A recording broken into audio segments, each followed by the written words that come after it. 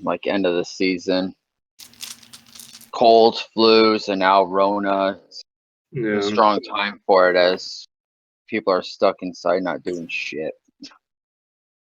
Yeah, it's super fun. I think it's from the Super Bowl. All the Super Bowl parties that probably happened. Oh, yeah. That was a huge spreader event.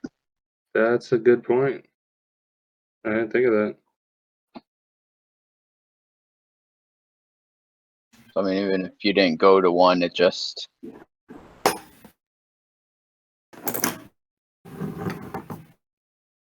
Yeah, we went to one. Like,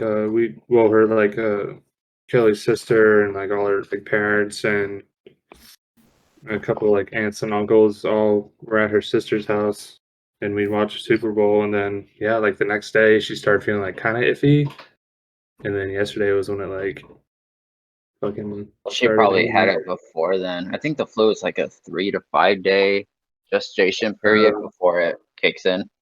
Yeah, that's true. All right, y'all. You guys ready for a little bit of a recap? Yeah, I'm ready to hear how I'm somehow cursed to death. I saw yours. Okay, good. At least you've already come to terms with things. All right. So last session began with the party approaching the summit of the Arctic Mount Whitehorn, looking into a massive cave mouth.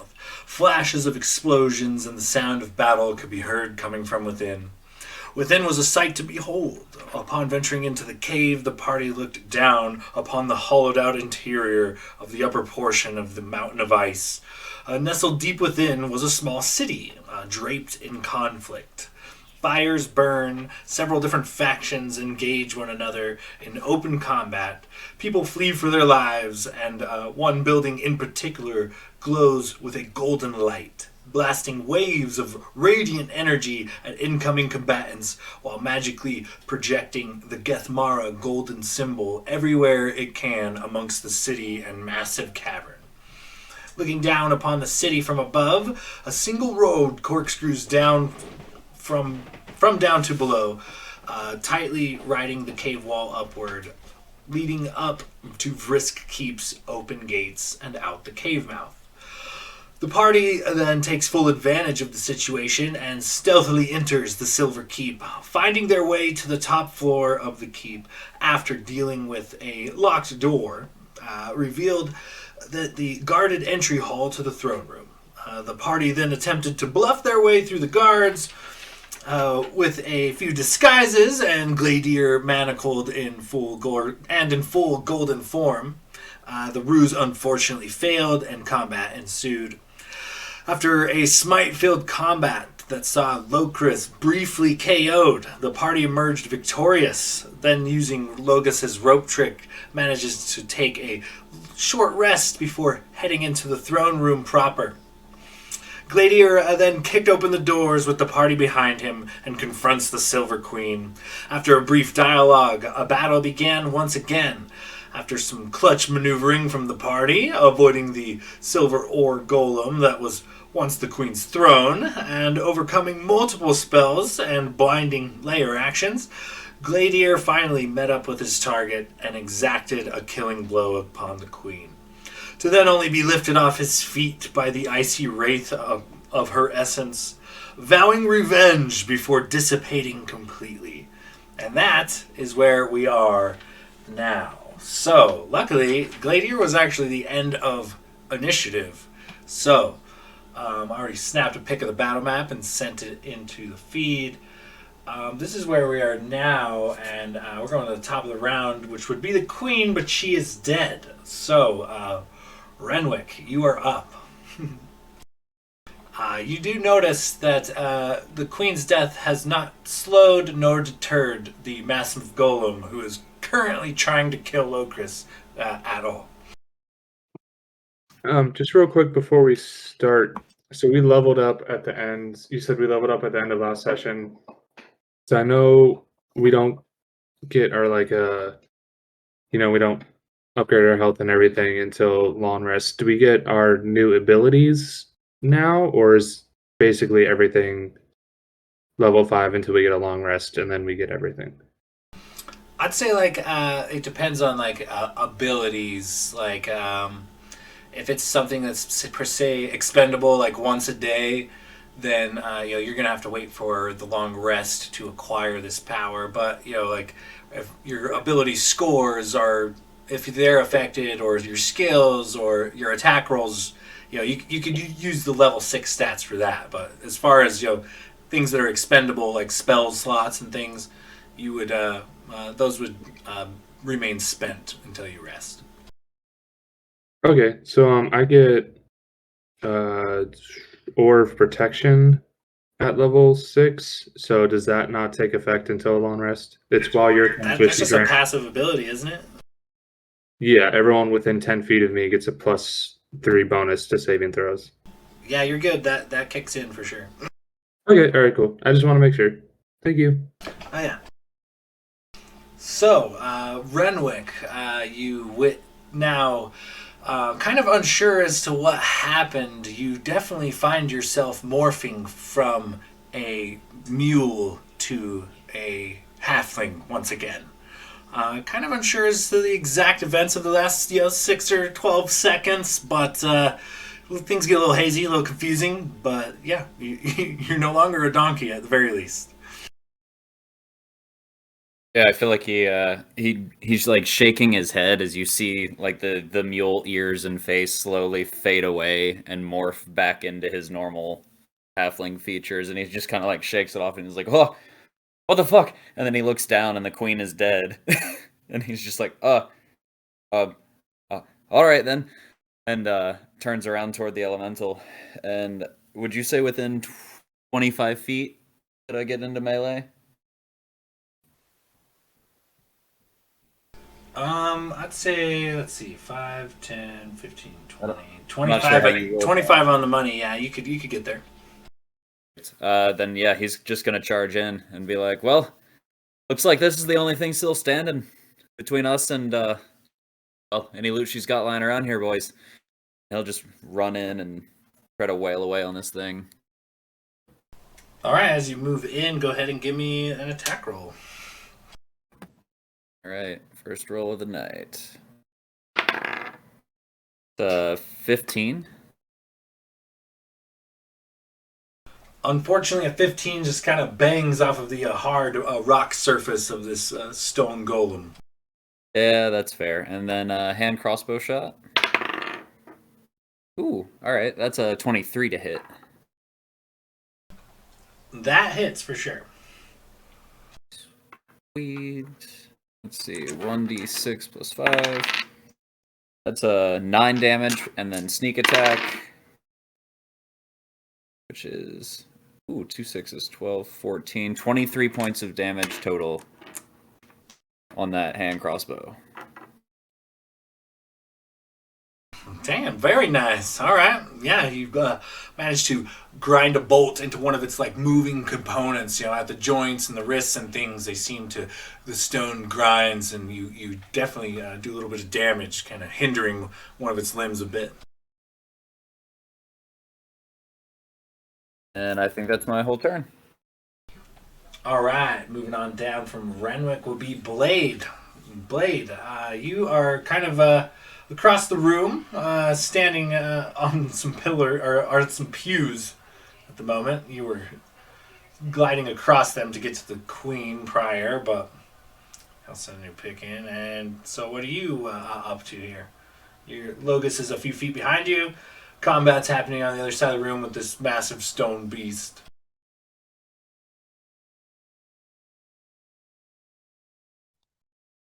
All right, so I think Blade is going to move. I want to get a about 30 feet away from this guy, so I'm assuming I'll have to move probably like another 10 feet or so, roughly. Okay, yeah, you want to be within 30 feet of him, is that what you said? Correct. Yeah, if you move 15 or 20 feet, you could definitely get within 30 feet of him. So where would you like to move? I'm gonna move, I guess, just probably to the right there, maybe to like the end of the pew, a little past. Okay, perfect. So within 30 feet, and then what would you do? So after feeling defeated and foolish, knowing that this giant dumb rock can't even hear him, he's going to Blade is going to take another good strum of his lute, and it's going to be casting Bane on the golem. Okay, and what do you need from me on Bane? So for Bane, I need a Charisma saving throw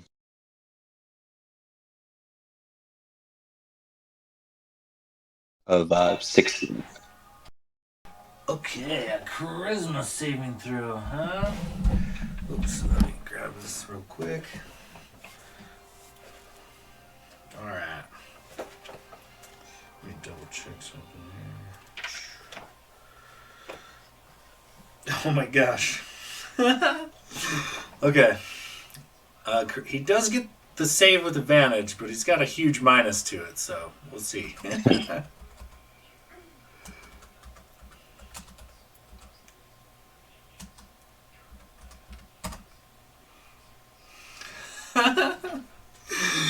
So yeah, that's a that's a fail for sure. Oh no! Finally, I get one roll. I actually rolled in the negative. You baned him harder than you've baned anyone before. It feels good. It feels good. I'll take that. That's a win for me. So he is going to, whenever he makes an attack roll or saving throw before the spell ends, concentration spell, the target must roll a d4 and subtract the number rolled from the attack roll or saving throw. Okay, perfect. And I think, I still probably, do I have 10 feet of movement, roughly? Yeah, you got a couple more squares you can move. Where would you want to go? I'm gonna make my way towards the doors.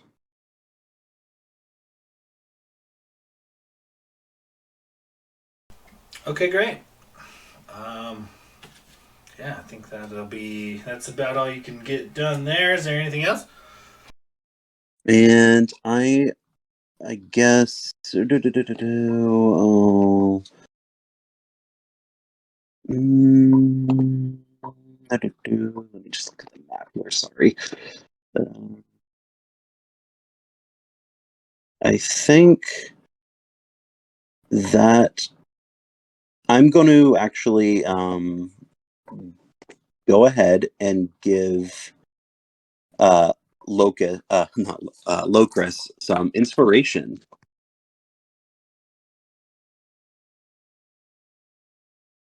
And Okay, great. How does you Yay. manifest some inspiration for us? so he's just going to kind of not really say anything at him, but he's just going to take one good upstroke of his lute and just give one good stare at Locris, hoping he sees him.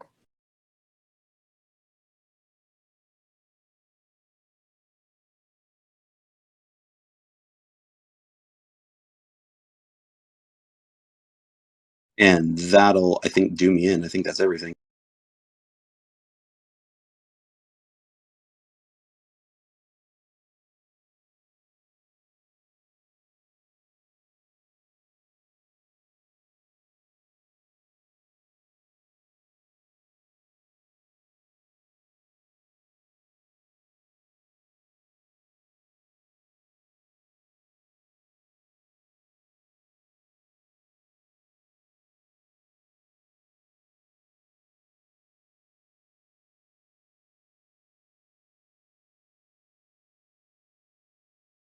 Okay, so with that, we're moving on down to the golem. Sorry, I had to type out a couple of attack rolls.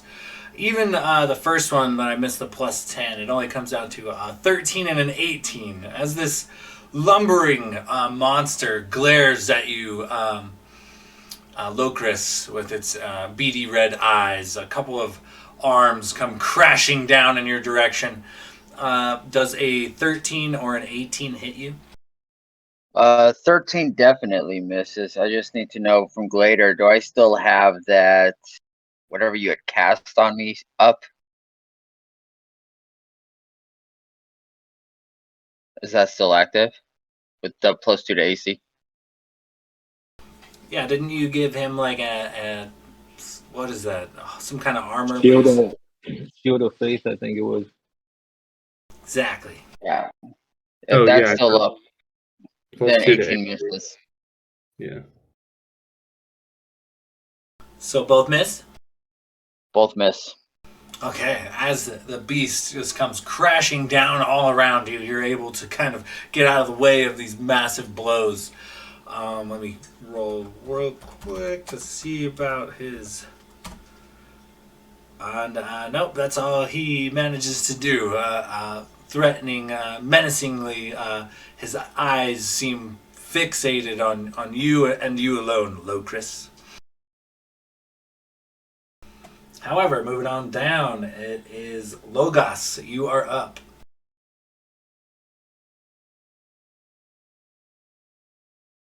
All right. I'll stay where I'm at. Just take 2 shots at the thing. Perfect. Give me a couple of attack rolls. First one, that is a 16 to hit. 16 just kind of bounces off of its armor, unfortunately. Okay. I can't remember if I bonus action move my hunter's mark onto him. So just to be safe, I'll do that now and take my second attack. Okay, great. The second one will be a 18 to hit. 18 hits. Go ahead and roll out some damage. Well, at least I got max damage. So it's 14 plus the hunter's mark. Oh my gosh. That's 20 points of damage off that one arrow. Perfect. Kind of similar to Renwick's bolt. You manage to hit it in one of its moving joint-like parts in its appendage, and slows this grinding stone and kind of limits its mobility slightly. And I'll stay put. And my turn. Okay, moving on down. Locris, you are up. And it's, as I said, this creature has eyes for you and you alone. It doesn't even seem to be registering that it's being attacked elsewhere. It's just trying to kill you. What do you do? Going to act like I'm not afraid. Look at it and say, your bitch is dead and you're next. And take a couple of swings at him. Okay, great. Give me some attack rolls.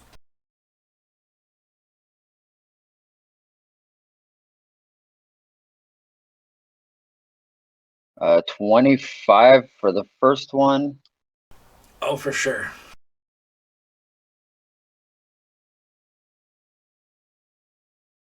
And 16 for the second.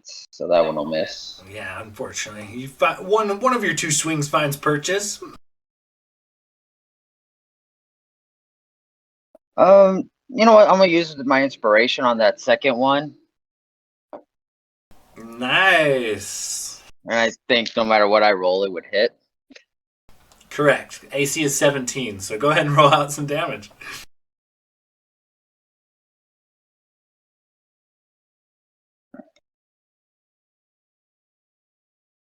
So it's 10 piercing with a magical weapon on the first.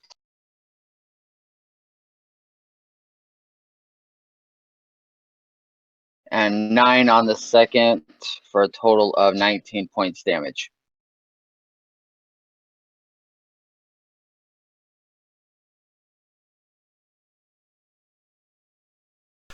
All right, 19. Yeah, you definitely bang into this creature's like stone chest, sending chunks flying, and it definitely cracks and peels you a little bit. But the creature does not seem to slow or to notice.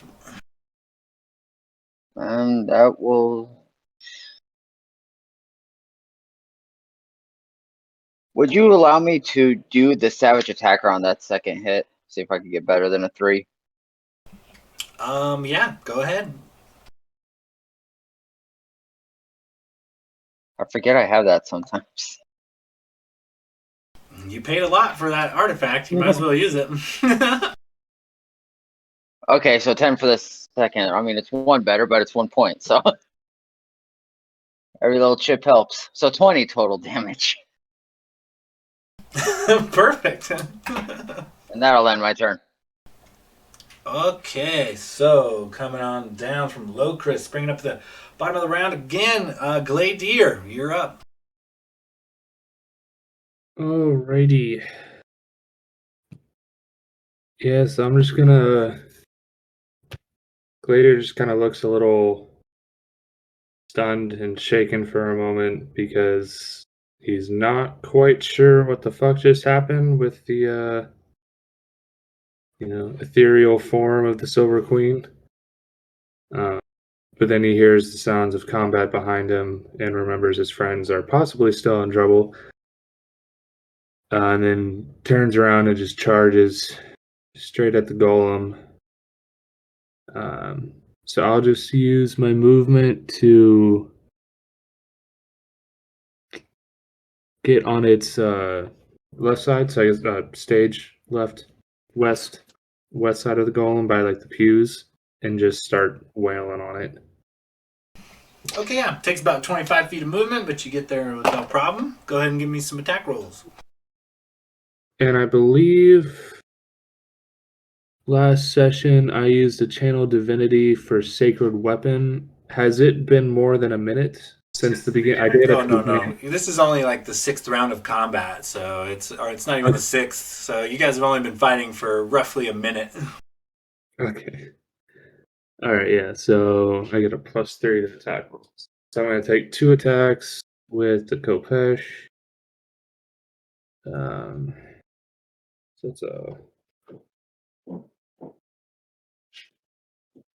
Jeez. Yeah, that hits. That's a 16 plus with my sacred weapon plus 12 for the first attack. So that's like 28. Oh, yeah, that'll hit. Second one would have been 26, so I'm assuming those both hit. You would assume right, sir. And so 2d8 or 1d8 plus 6. 10 and 11, so 21 total damage between the 2 attacks.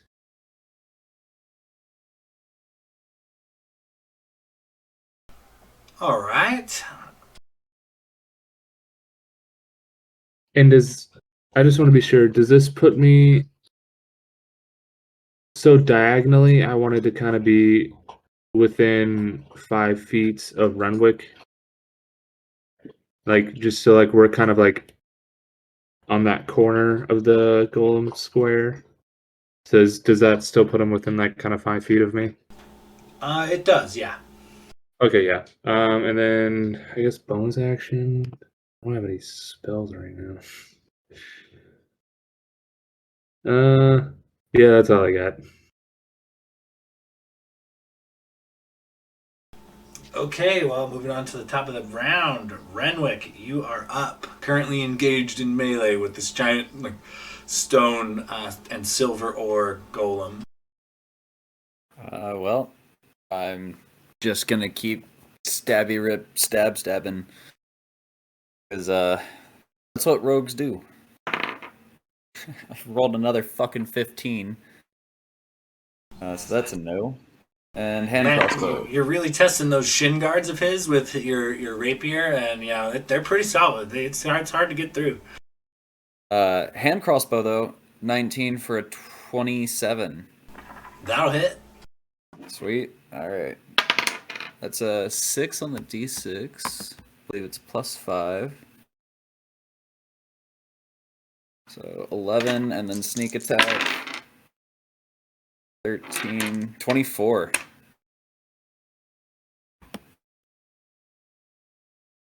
And I will step, we'll say like 15 feet toward the throne. And since I attack this creature this turn, I don't incur attacks of opportunity.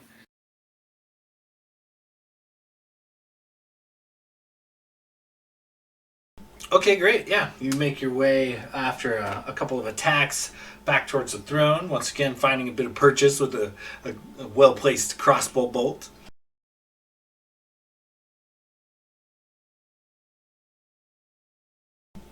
Moving on down, Blade, you're up.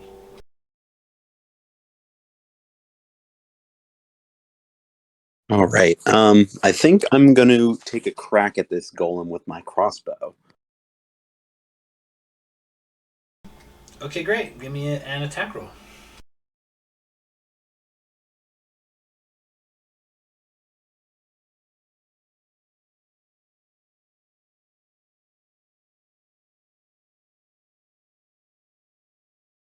Nope.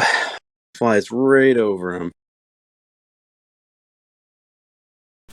Yeah, but you managed to hit, another, shiny object. You shatter another mirror on the opposing wall. So, it wasn't a total loss.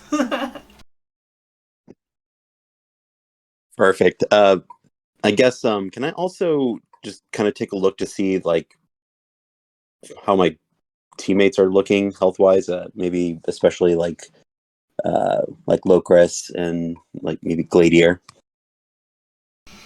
Yeah, go ahead and give me a medicine check.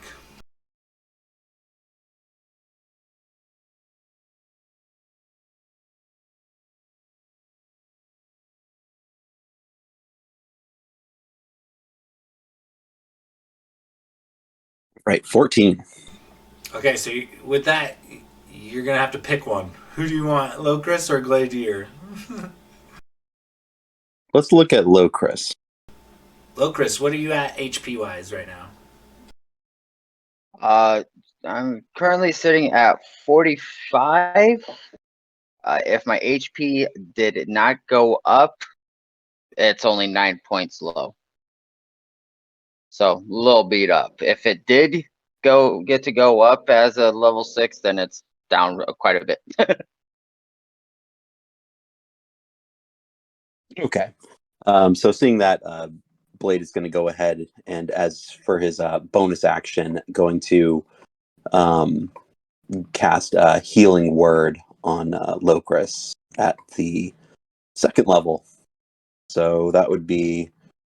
Let me just roll it in chat. So you're saying max HP does not go up until long rest? Is that what you were saying at the beginning? Correct. Your max HP will go up. However, your current HP does not. So whatever the number was at Okay. prior to the level is where you're at currently. Okay. You absolutely could be healed to max HP before you sleep. You know what I mean? Well, I'm asking because it's an 11-point difference. So it goes from it's 9 points if I'm at level 5. It's 20 points if I go to the level 6 level. Which is why I'm asking which number am I supposed to be using. Definitely the level 6. So you're Okay. you're shy 20 points right now. Okay.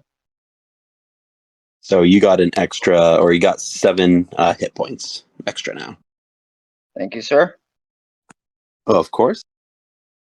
And I guess just to kind of finish off my round, I'm going to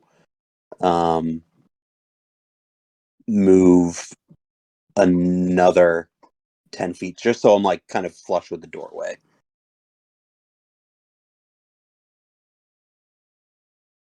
Okay, so you move the 10 feet so you're flush with the doorway, is what you said? Yeah, just basically, right with the doors there.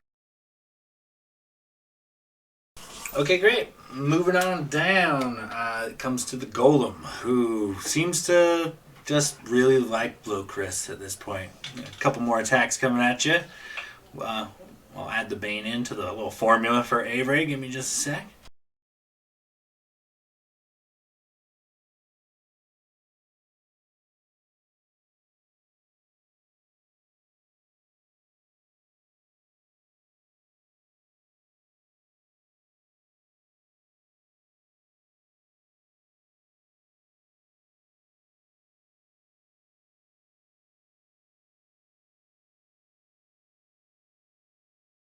So a 12 and a 24. I imagine the 24 hits, Locris. The 24 definitely hits. All right, so rolling that one out.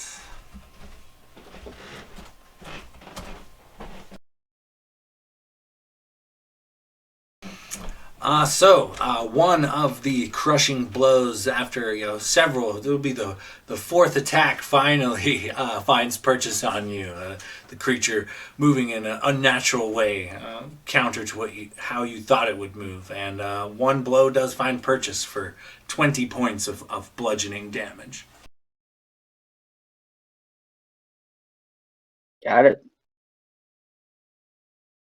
Okay, now let me roll out this one more time.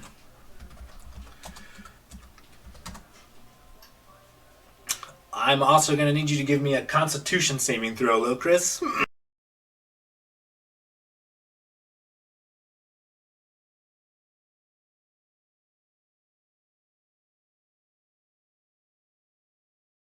I'm sorry, I meant wisdom saving throw, not Constitution. Wisdom, my bad.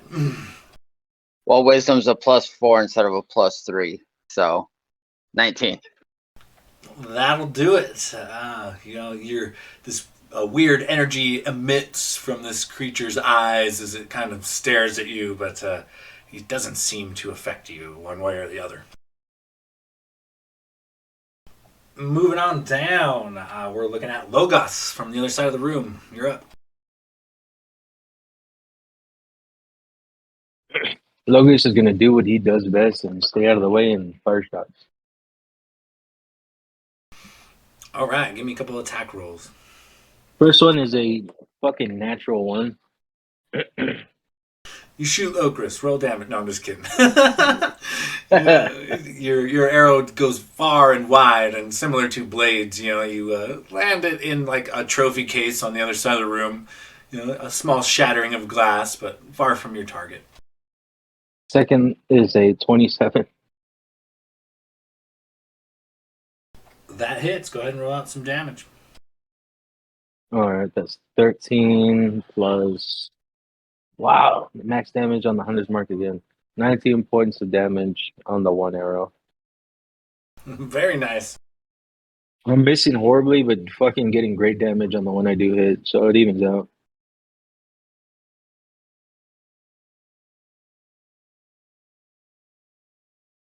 Okay, moving on down. Locris, you're up once again. Toe to toe with this golem, who seems to be fascinated with squishing you. All right. I have a question. I have a scroll of a spell that is a bonus action to cast. Would it be a bonus action to read the scroll as well? No, to use a scroll is a standard action. All right. Um.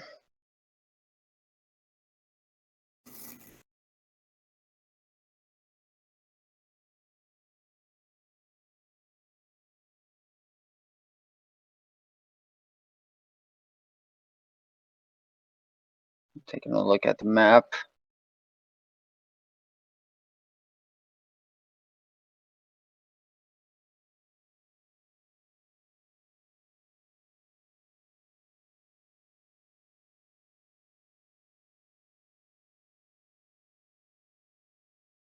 All right, I guess I will take.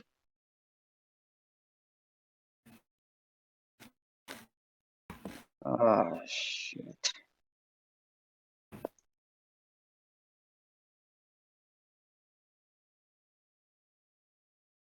almost doesn't even pay to run because I moved 30 feet and I can't dash.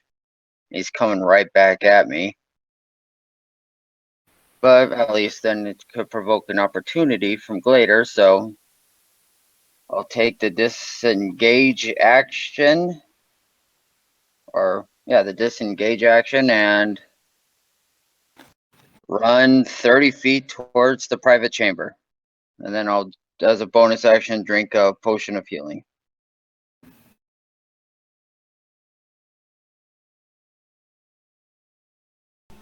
Okay, yeah, you take off running, and its gaze follows you the entire time for sure. Not even glancing elsewhere for even just a second. Solely focused on you. And that will end my turn. Okay, Gladier, you're up. What do you do from here? Still technically in melee with this creature. Seems to be ignoring you for the most part. Okay. Oh man.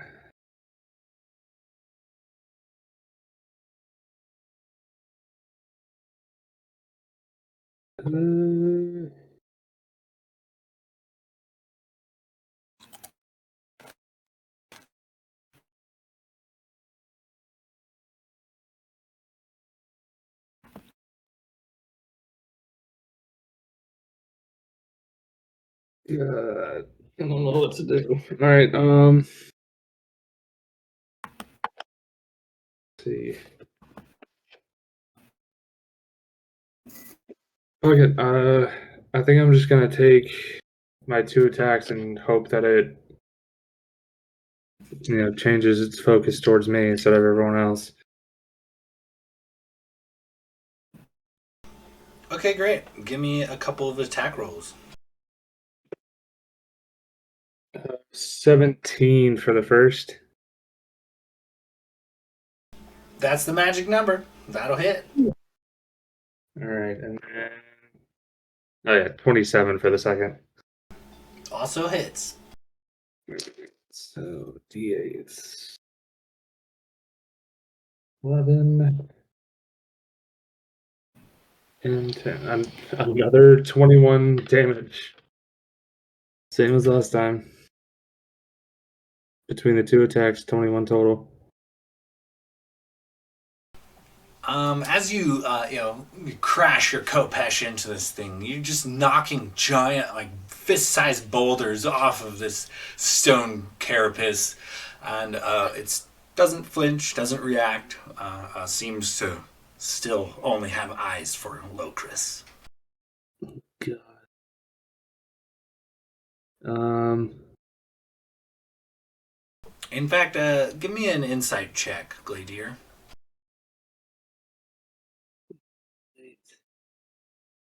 Oh, I'm so good at insight.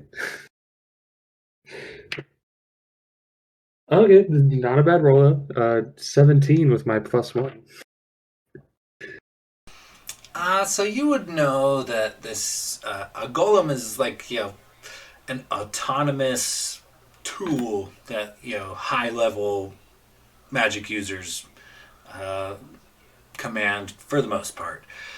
But the queen being no more, it is destined to follow her last orders, which were somewhere along the lines of kill Locris first and then the rest of the party. So, with no one else to influence or command this golem, it is to carry out its last order, regardless of how you may attack at it or try to distract it. It seems that Locris is on its radar. All right, with my I have still a bonus action left, and there's nothing else I can do for that. Can I just shout out to the party something? Absolutely good. All right. Yeah, Gladiator just kind of looks over his shoulder and just yells, pretty sure this golem is fixated on Locris. Locris, you keep on running. We'll take him out because he's not going to bother us, I don't think, until Locris is dead. And I guess that's my turn. All right. So moving on back to the top of the order, Renwick, you are up.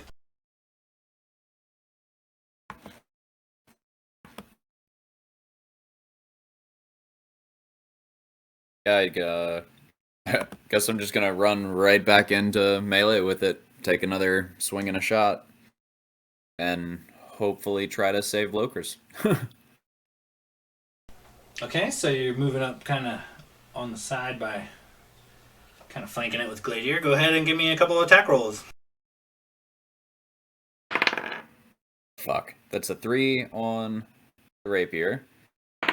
Real good shin guards. Real good. Like, obnoxiously And good. a 14 on the hand crossbow. So, unfortunately, no sneak attack this round. Unfortunately, just a couple of clangs off of the stone carapace of this thing. We don't get advantage for flanking, do we? Rogues sometimes do, depending on their classes. Is that something you have? I wasn't sure. Sometimes it's like a I guess a homebrew rule. I wasn't sure if that's how we work. I'm just trying to figure out if I get advantage. I don't need advantage to get sneak attack.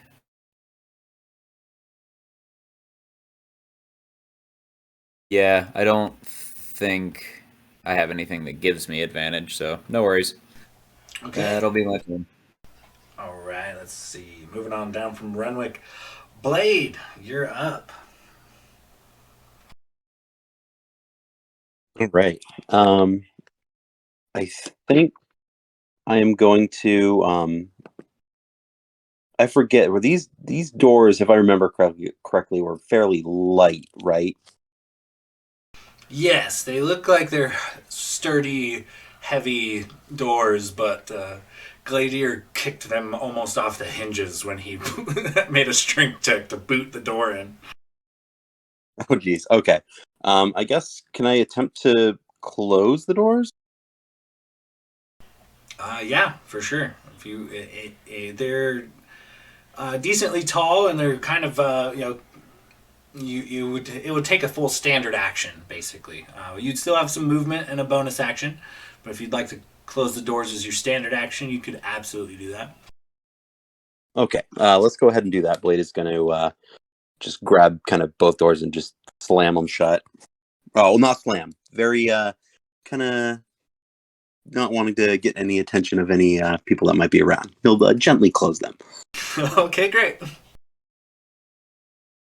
And once again, for a bonus action, Blade is going to reach out his arm and towards Locris and cast a healing word.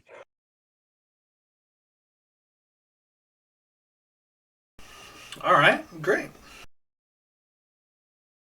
So we're looking at Locris gets another 9 HP. All right, 9 more coming at you, Locris. You want to do anything with your movement, Blade? Actually, let me see. Maybe, yeah. I'll move like maybe just like 10 feet back in, just straight up. Yeah. And Okay. call it. All right, so moving on down from Blade, it is the Golem. Gladier, first thing, Gladier, I'm going to need you to give me a dexterity saving throw. Oh, buddy. So good at those. Good thing I got that aura of protection, because I get a +3 instead of a +0. 18. Thank God.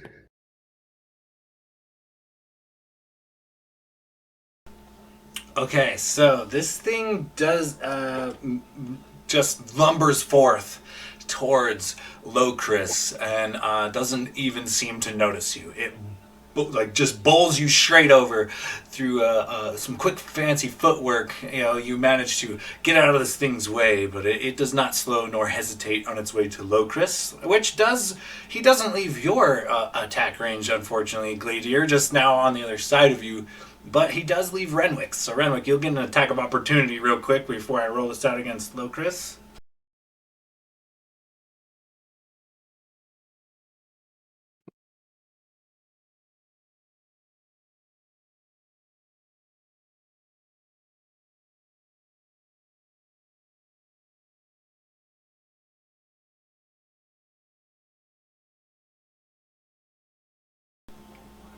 Renwick? You might be muted. Pardon me. Attack of opportunity. Another fucking 3. So nope. Close but no cigar. Okay.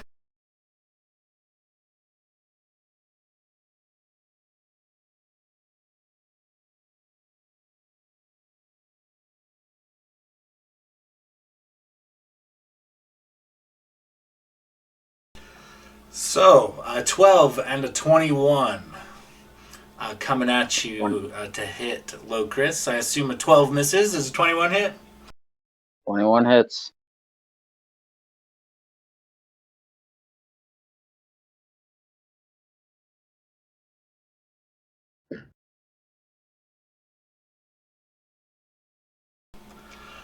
Once again, of the 2 blows it sends your way, only 1 strikes true and strikes you for 19 points of bludgeoning damage. And that's all it can do this round. So, moving on down. Logos, you're up. So I got a question. So in the last level, I took a level in fighter. Do I get the capabilities of that right now, or is that something that comes in the long rest?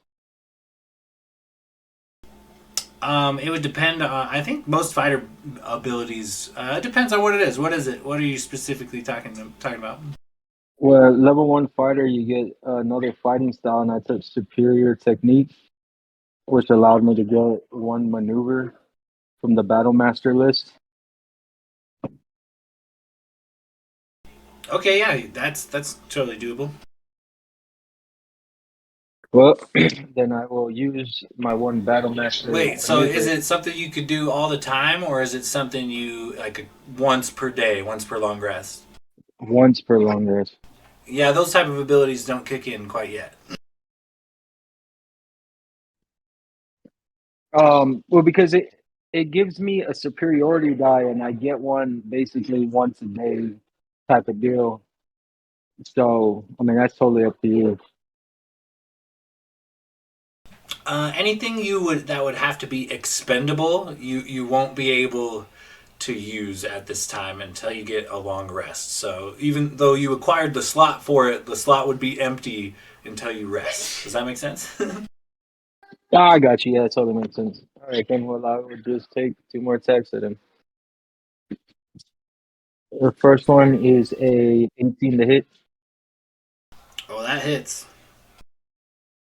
The second is a 19 to hit. Oh, okay, so That they both also hit. hits. I'll just roll everything together. 2 attacks plus that's 2d8, 2d6. Okay, that's wow. 7 and 8 on the dice on the damage. That's 14 plus 21. It's 27 plus 4, so it's 31 points of damage total.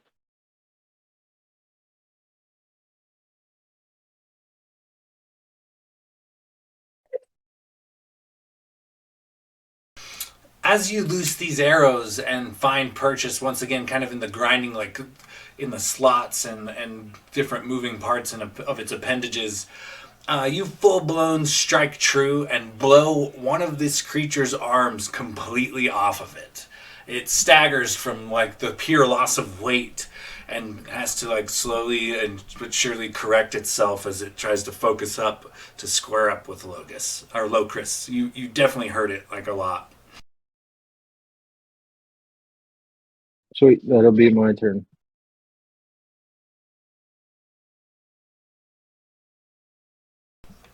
Okay, great. Moving on down. Locris, you're up. This creature has stalked its way to right behind you once again.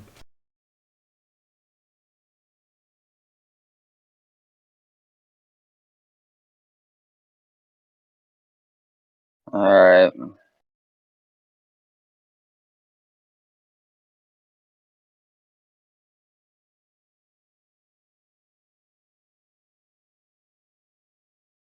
I'm going to. Well, I might be going down, but at least I'm going to help keep you guys some extra hits. Going to disengage. Go 30 feet. Let me see here. I go 5, 10, 15, 20.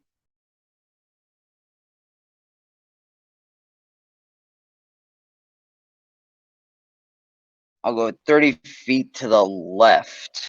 Stage left.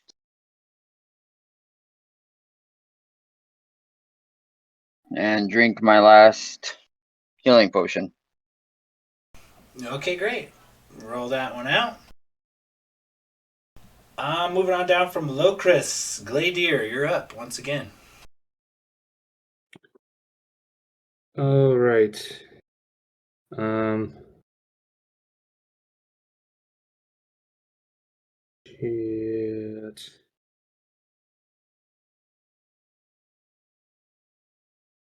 Try something a little interesting. I'm gonna use one of my attacks to try and do a shove action to knock him prone. Okay, great. Go ahead and give me an attack roll, I guess. I think it's So I just looked it up because I wasn't quite sure. So it's instead of making an attack roll, you make a strength athletics check contested by the target's strength athletics or dexterity acrobatics. So it's just a contested roll. Oh, yeah. Okay, yeah, that makes sense. Let me grab this here. Right. Okay. Grab his foot and like flip him onto his ass.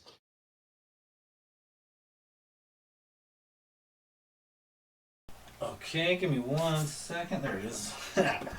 Sorry, I have this one spot bookmarked in my monster manual real quick. Alright.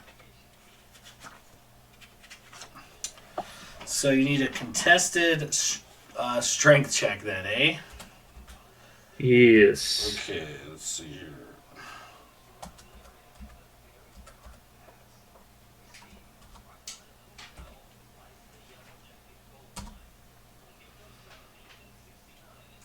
Oh shit, a 19. Okay, I just have to roll higher than a 12. Or 12 or higher. Oh shit. I rolled a 17 on the die plus 8 because I still have my potion of hill giant strength. So that is a Oh, nice. Yeah, you're roided out right now. I forgot about that. 25.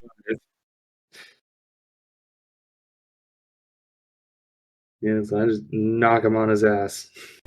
Oh, yeah, for sure. He's one armed and not even looking at you. You come up behind him and kick both his knees out, and he falls prone, flat on his back, staring at the ceiling, confused.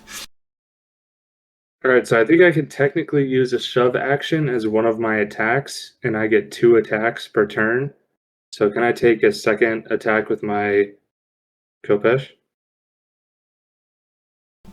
Yeah, and I believe it's with advantage because he's prone. Yes, sir. Natural 20, please. Nope. I rolled 2 14s. I mean, it's still gonna hit. But what the hell? That'll do it. Roll out some damage. It's a D8 plus 6. That's a 7 plus 6. It's 13 damage.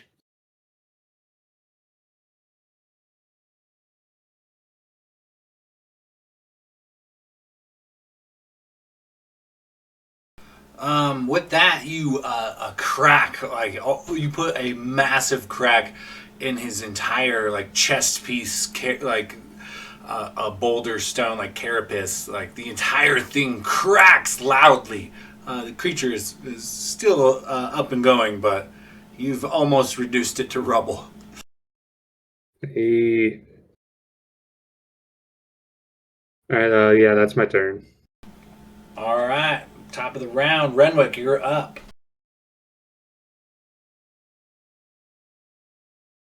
All right.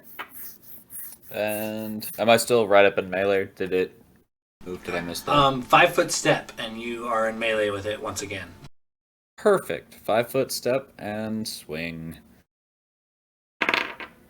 22 with the rapier, and the hand crossbow misses. But 22 with the rapier, so that's Well, you get to make it with advantage because it's currently prone, so that'll hit. But roll for see if you get a critical anyway. I literally just got a natural 20, so that would be for the rapier, and then this advantage on the hand crossbow is a 21 as well. So crit and a hit, and the crit was sneak attack because that's the first one of the round. So where'd it go? 1d8 plus 6. I rolled an 8, so 14. Sneak attack is 14. 28 times 2 for the crit. Or sorry. You just do the rolled dice. So that would be 8. 22. 44 plus 6. 50 damage.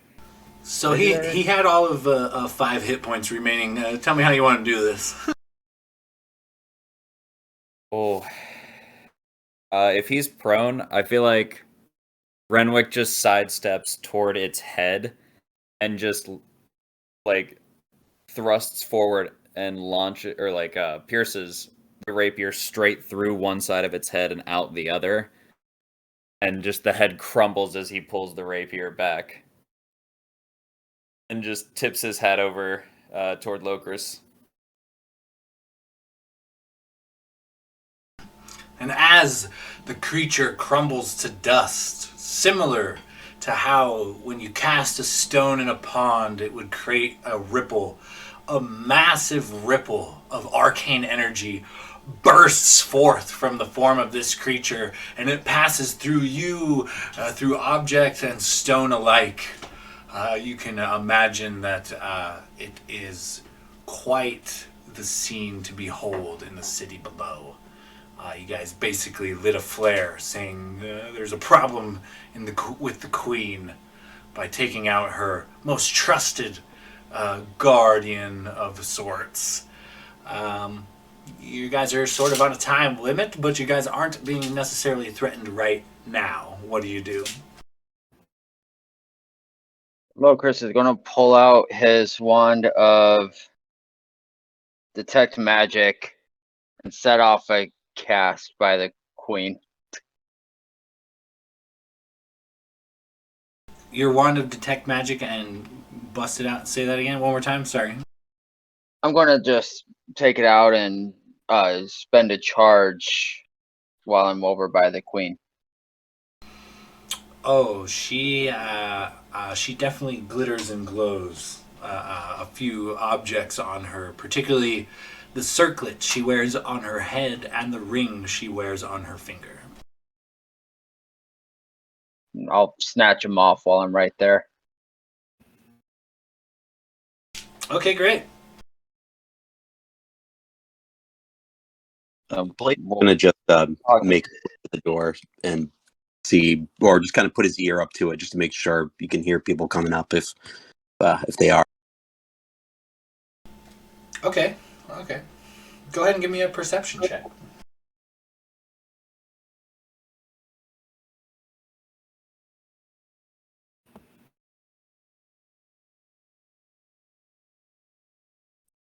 Nah, man, I'm just listening to my own shit in my head. Your party is being pretty loud as they rummage about. Keep it to a dull roar, everyone. Can I take a look out the window, or you said there was a window down to the city, right? No, you're on the top floor of the keep, and the keep is actually so tall it exceeds the summit of the mountain. So there is like a balcony type of a setup, but you'd be looking at the outside of the mountain. Okay. Uh, Well then, can I go to the door and just kind of maybe take a listen through and see if I hear footsteps? Sure, give me a perception check as you kind of put your ear to the door next to Blade. No, it's a natural 19 for a total of 29. So you don't hear anything, but that's the problem. On your way through, you definitely heard the sounds of war being waged, it seemed. And now, there seems to be an eerie silence. Something is not quite right, but from within this room you can't tell what. But you definitely have heard the fighting cease. Oh, guys, I seems to have gotten awfully quiet around here. I think we should hurry. so, who's got the note that we wrote, that the forged letter, Freeman Miraneth? I believe it was Renwick who forged the note. I don't know if he carried it. All right, Renwick, can you drop that by the Queen's body, and then he's gonna start walking over to the not. He's briskly like a jog over to the Queen's private quarters, and just pause as he passes by the Queen's body, and then just growls and spits on her corpse, and then keeps on moving towards her quarters. Locris is going to yell at Renwick, "Hey, come get these items," and kind of toss them to him. Put them in the bag. Yeah, he'll stash those in the bag and pull out the letter, plant it on the body, and then while he's got the bag open, he reaches in to the bag of holding, pulls out the wand of secrets, and heads over toward the throne, and like runs the wand of secrets along the back wall to see if there's any hidden doors. What's a range on the Wand of Secrets, real quick? 30 feet.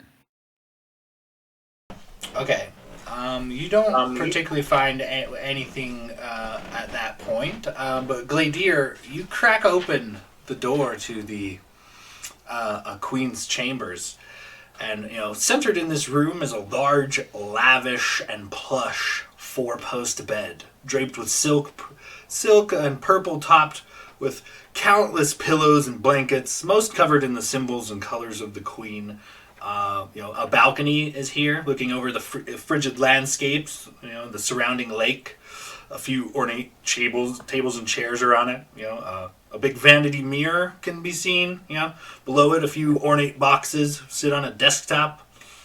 Several silver-handled drawers within this desk are all closed. A small plush purple stool sits nearby. Some wooden wardrobes kind of sit in the corner. Draconic carvings placed on their borders. Real fancy bougie stuff. An intricate stone table sits near a few small bookshelves covered in tomes. Upon it are several books and parchments scattered about. A fancy ink quill and pen type of deal. A large lavish tub where it looks like maybe it's still steaming with what appears to be warm water. It looks like flower petals scattered in it and whatnot. Very, very bougie kind of a setup here for the Silver Queen, but it is her private quarters after all. All right, so two things. I'm sorry, I was trying to take that all in. Did she have some sort of a closet or armoire other than the desk? I might have missed it. Just want to make sure. Yeah, there is a couple of large wooden wardrobe type of structures, or little pieces of furniture rather that would be where she would have several different gowns and things. Okay, so is it cool if I just tell you the three things I want to do in here just like get them all out of the way instead of, right away. Absolutely. Tell me what's up. What are you doing here? So Glader wants to investigate the desk, the wardrobes, and underneath the bed. And I also want to call out to Logus and just say, Logus, there's a balcony out here pointing. I think it's pointing down to the city. Can you come and check it out and tell me what your elf eyes see? And when you say that, Renwick is gonna, with the wand still out, walk into the Queen's private chambers, and he wants to center himself in the room where he can, I'm pretty sure, get the entire room in that 30-foot radius, and he'll expend the final charge for today. Okay, great. Gladier, roll me out an investigation check first. Let's see how that rolls. All right, so I got a +3. Fuck me sideways. Worst roll of the night. Rolled a 3 for a 6.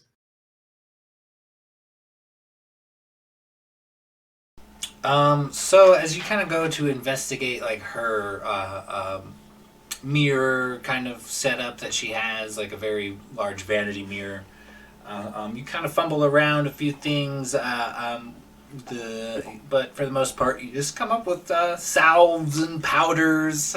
Nothing in particular standing out amongst the goods, but you do find a couple of jewelry boxes that are full of several different, rings, bracelets, necklaces, things like that.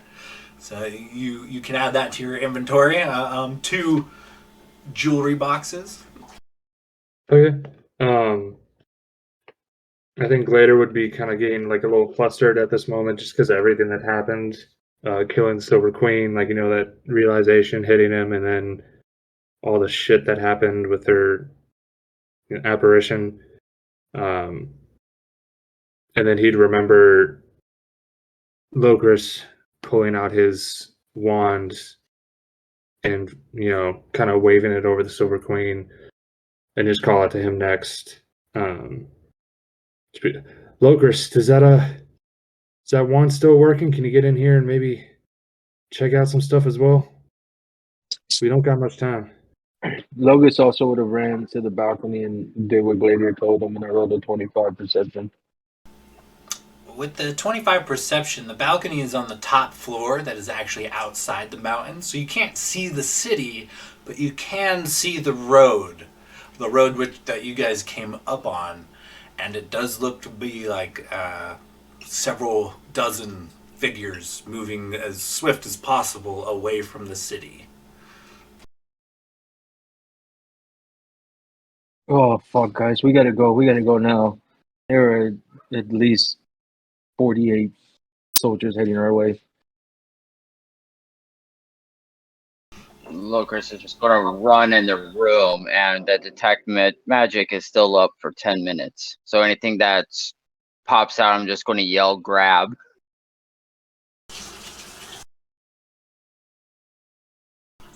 There is a shimmer, a magical shimmer, to one of the queen's cloaks in one of her wardrobes.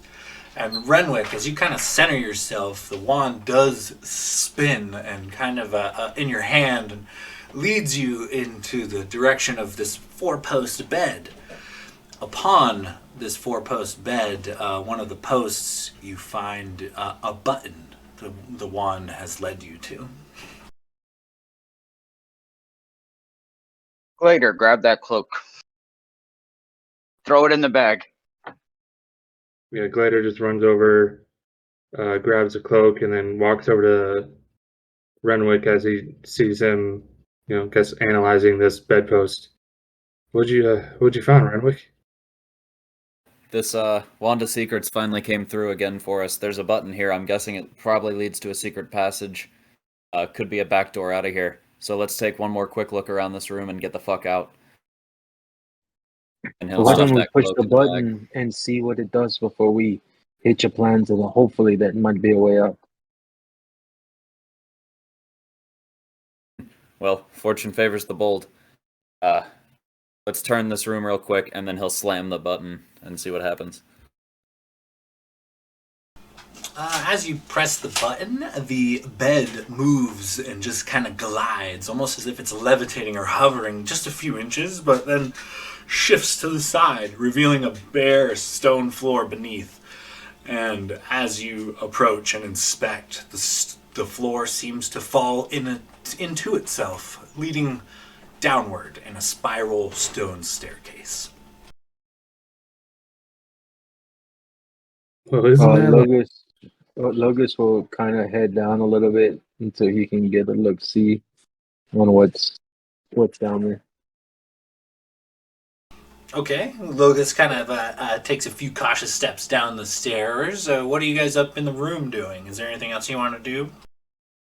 Renwick's just gonna make one more pass through the room and just open drawers, flip over anything. If there's paintings, he'll try to look behind them. Okay, give me an investigation check as you kind of go through the room, Renwick.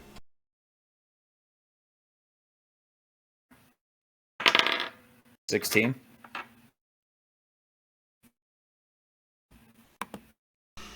Okay, so you're fumbling through a bunch of these, kind of where Gladier found these jewelry boxes. It's like a vanity mirror. It's got several drawers and things. Lots of powders and creams and salves and whatnot. But the jewelry Gladier grabbed wasn't the only thing left behind. As you kind of collect the valuables out of these drawers, you come across the following: a jeweled platinum ring with the Queen's insignia on it, 12 moonstones, 7 bloodstones, and a garnet.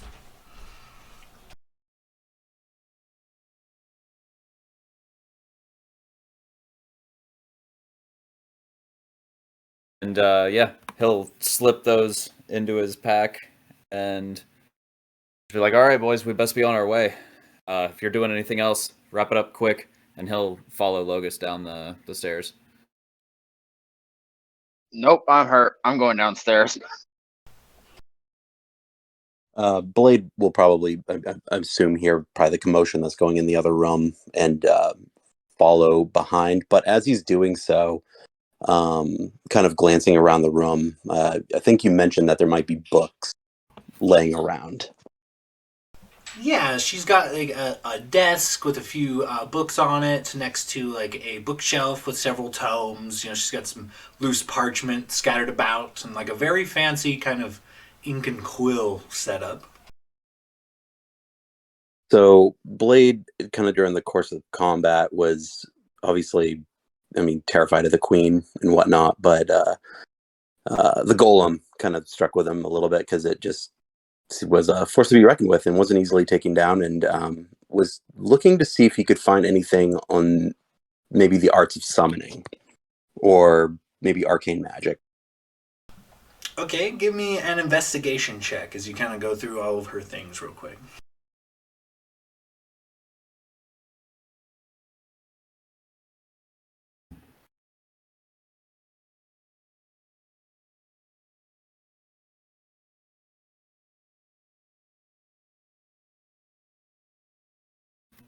Mm-mm-mm.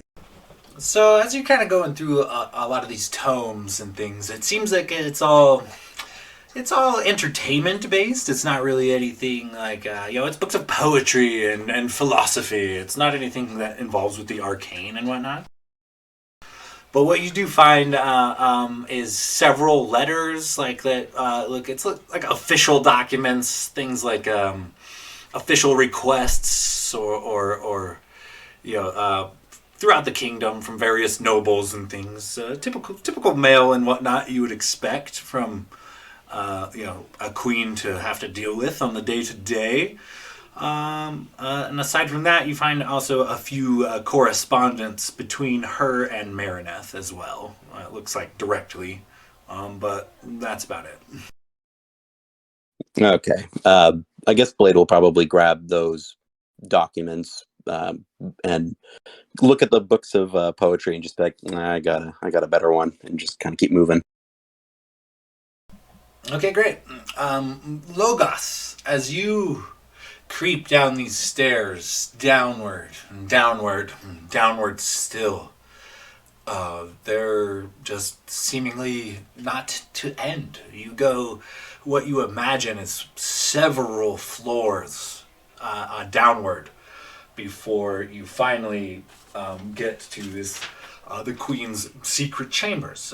After traveling down a small secret spiral staircase, the party comes to another room, several floors down, smaller and less lavish, but nonetheless impressive.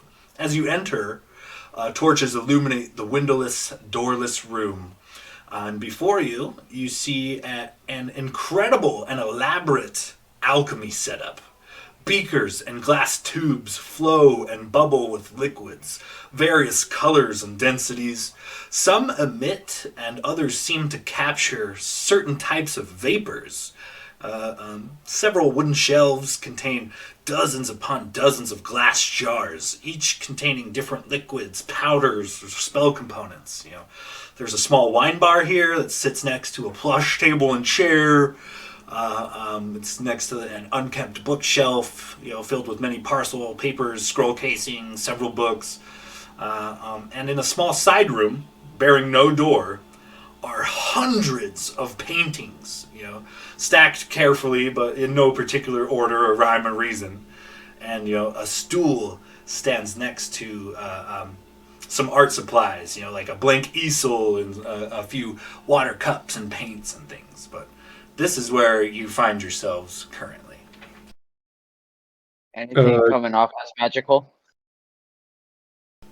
The entire alchemy setup in general is kind of radiating magic, but also so is one of the paintings in this side room. And as you kind of walk about and get a feel for it, there is definitely a couple of magical, not only reagents, but it looks to be fully brewed potions sitting on a shelf nearby. Does Glader see any sort of, like, any other exit? Like, maybe another stairwell leading further down? Or is this, like, the only, like, it's just... Yeah, is there an exit? Other than the Give one me a perception check as you kind of move around the room. Renwick's going to go over and just grab anything of note, like potion-wise, that he sees, and just look over at Locris and be like, if it's magical, point it out, and if it fits in the bag, it's going in. That's a 18 perception. Best perception roll I've ever rolled. Gladier, as far as you can tell, the only way in or out of here is how you guys came down. There's no other doors and no windows. Locris is going to respond to Renwick.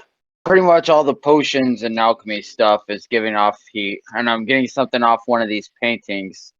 Later, come give me a hand here. And find the painting. Yeah, as Glader's walking over, he's going to just tell the rest of the group, I'm pretty sure there's no exit through here. This isn't some secret passageway. This is just a private lab. So we got to be quick here and then get the hell out, because it seems like we're going to have to go straight back down through the keep. Renwick, Locris was able to point out 2 potions sitting in a cubby. They look to be of different liquids. You haven't quite identified them, but you do acquire 2 magical potions.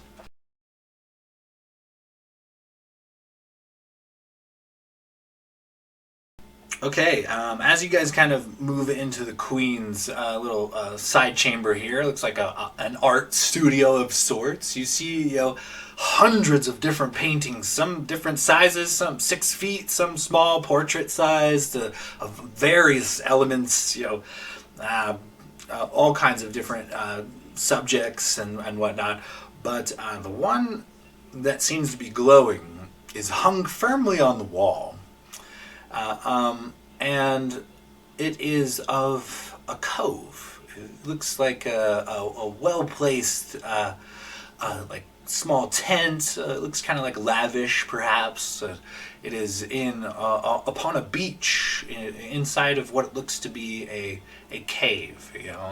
Looks like the water is crashing down near it, and yeah, it's just kind of how do you guys interact with this magical painting on the wall here? It is quite the tapestry. It is about 6 feet tall and 5 feet wide. It is a massive tapestry. Low Chris is going to say, "Hey, I heard about a story where this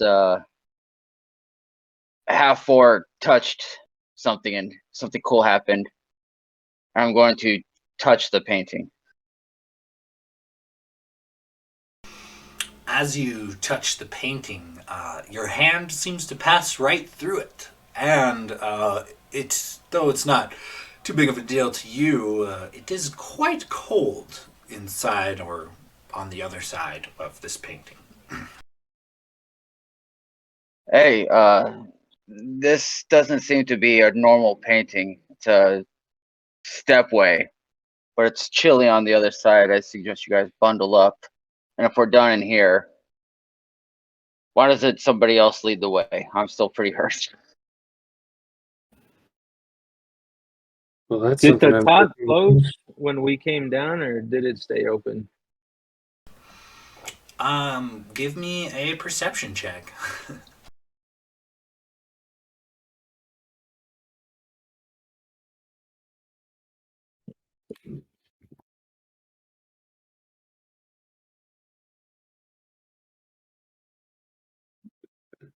Wrong chat, Logus.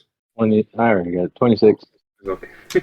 With that, you would have been able to hear, though oh so faintly, upon moving down. You would hear the stone kind of returning upward from the Queen's chambers. The stairwell remains, but the grinding of stone can definitely be heard. Perhaps the closing of as far as you know, the closing of the passage you had entered. Renwick's just gonna call over to Blade and be like, before we get out of here, Blade, help me take a look over at these scrolls and books, see if there's anything of note. Blade will make his way over. Okay, so you guys both give me some investigation checks as you kind of go through some of the Queen's belongings. 13. Okay, I'm not using over this fucking time. Nice. 16. Okay, so between the two of you, you guys find a few different things. First off, there are many intimate letters to Miranith that can be found here, suggesting that the Queen and her might be a little bit more than just friends or co-workers. Also, many correspondences between Her Majesty and someone called the Guildmaster, tying recent events all the way back to the Great Conspiracy, which was clearly organized and executed by the most senior members of a guild known as the Shadow Specialists. This reveals that the bounty hunters here in town, or in Hordenshire rather, to be less skilled specialists and more displaced pirates from the Alliance Islands. It also reveals that somewhere within the Alliance Islands, the Guild HQ is hidden, but seems to be doing a lot of corresponding to and from the Alliance Isles. And all that risk taken to pull the coup on Gladier's family and instill the Queen as a supreme ruler of the country was done for an exceptional price. Accepting correspondence from the Guildmaster in the future and an agreement between both ends to covertly advise and be advised, kind of like a power play amongst the two. Also, requesting that the Queen work out the logistics to stealthily move 10% of her now booming slave trade stock to a secret location, which it describes as being just north of Wormwood Forest to be picked up for the Guildmaster himself. The Queen, you come across as you're sifting through the bookshelves, Blade, the Queen's personal journal indicates, a distrust, but also a fascination with this person known as the Guildmaster. It also, speaks briefly about her love for Marineth that can never be, due to her political dispositions and the things of, the small intricacies of being a ruler in Hordenshire. She also speaks of a few years of bad dreams and premonitions. Her reign being ended by a golden dragonborn bearing the crest of the Gethmara clan. And her journal continues on and gets pretty dark. It reveals years of paranoia due to this, and through a combination of torture and divination magic, she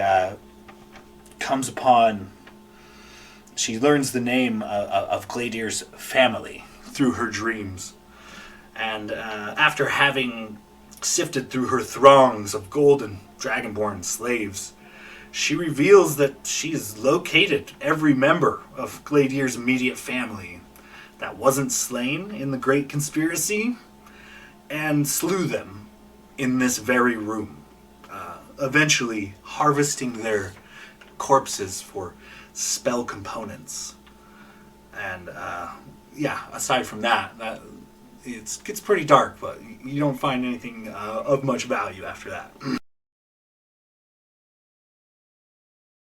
What were they harvesting from bodies? From the notes, it looked like the dead bodies were harvested, magical reagents were harvested from them.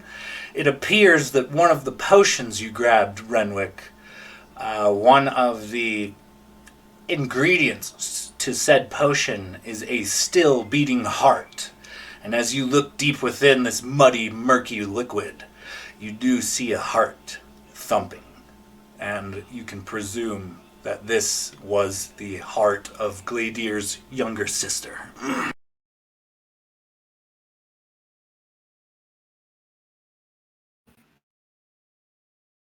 Oh fuck. That's harsh. So did I just noticed that? I don't think he's put that together, so I'm not going to You and say Blade anything. are just kind of comparing notes at this point. This is a you and a Blade thing. You guys are kind of coming across this as Gladier is helping Locris fuck with this painting in the back room. Yeah, Renwick's gonna like grab Blade's shirt and like pull him down really fast and be like, I don't think we should tell him. He's been through enough and we're nearly through this, and he just like tucks the potion in his, or like tucks the notes in his bag, and he's like, anything of note, throw it in here and let's get the fuck out of here. Blade will kind of look at Renwick and be like, all right, I won't tell him, but can we tell him about Marineth and Bumpin' Uglies? Well, we're definitely gonna tell the group about that. Are you kidding me? That's the biggest plot twist that we've had this entire arc. Mm-hmm. With my passive 20 perception, did I see them like start getting sneaky with something? We'll say, give me an insight check. I also have a passive insight of 17.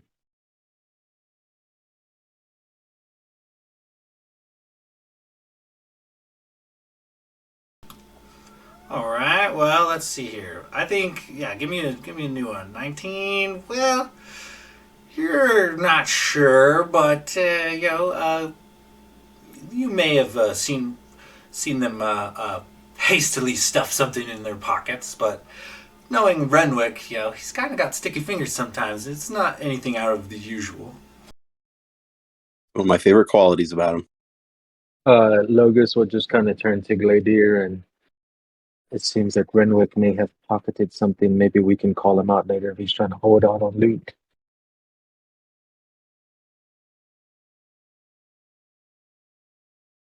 My only concern right now is just getting out of here as quickly as possible. I'm not, we had a good plan. We left the forged letter. Uh, we just can't be caught. That letter has to work. Well then, let us see what's on the other side of this painting. Would you like to take the honors, or would you like me to go first? Sorry. Uh, no, I'll do it. I'll go first. I'm still feeling all right, and yeah, I got a lot thicker armor than you do. And then Glader's gonna pat him on the shoulder and then take a step through the painting. How high on the wall is this painting hung? Not too high. It looks like you could definitely. It would be a little bit of a stretch to take the first step through the painting, but it's a foot or so off the ground. Oh, okay, so I don't have to worry about trying to get up to it. I was going to be very funny, but if it's that low to the ground, Renwick's just going to walk up with the, he's like cinching up the bag of holding, and he's like, oh, how I've missed the sea. And he'll just step right through. All right, and I assume that anything else the party wants to do in the room before they step through, or are we all good to move through the painting? Before I step through, Logus will take one last just like scan of the room, make sure we don't miss nothing important or cool looking. Okay, go ahead and give me, we'll say, a perception check. Can Blade just look at that bookshelf really quickly again, just to kind of see if you found anything? Absolutely. Go ahead and give me, we'll say, an investigations check, since you've already kind of been thumbing through everything. Got a natural 20 for a total of 30 perception. One thing you didn't really notice, or that just kind of blended in, Logos, it looks like there is a board, with some attachments on it. It looks like maybe live prisoners were kept here as well.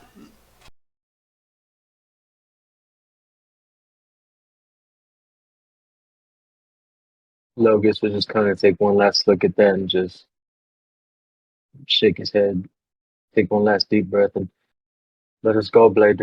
We're wasting time. What did you get, Blade, on your investigation? I rolled a 15. As you're kind of thumbing through it, you do come across looks like a school journal or something. It's quite dusty, but there it looks to be the Queen's spell book of sorts, but from like her college era days. It's not complete, but there is a bit of her own notes and different takes on magic here and there. It is kind of an arcane guide, or an arcane field guide, if you will. Perfect. Blade will snatch it and make his way to the painting and dive on in.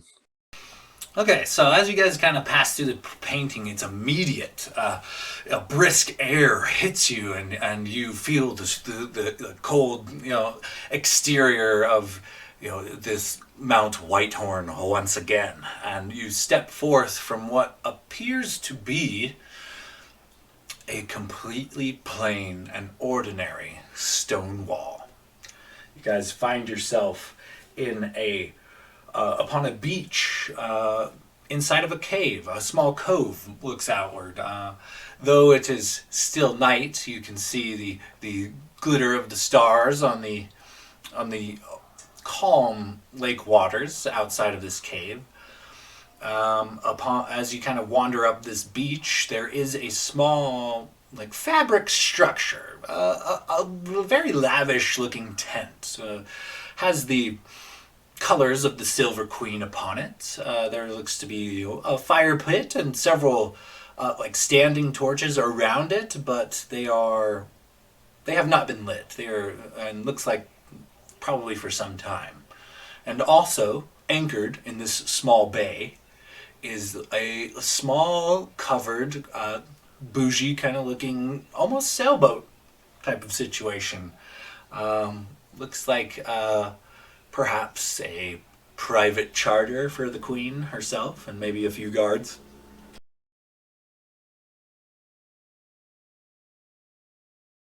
Boys, it looks like this is where the queen planned to go should shit ever hit the fan. Good thing we didn't give her the chance, and I'm willing to bet there's at least a fair amount of supplies in there. And it looks like we might have landed ourselves a ship. And he'll start making his way toward the tent. And he'll keep an eye out for any traps as he's coming up in case there's like tripwires around the camp or anything.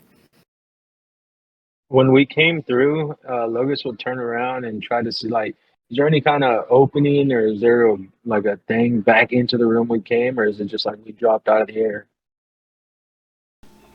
As you go back and kind of touch the wall that you just walked through, it is solid stone.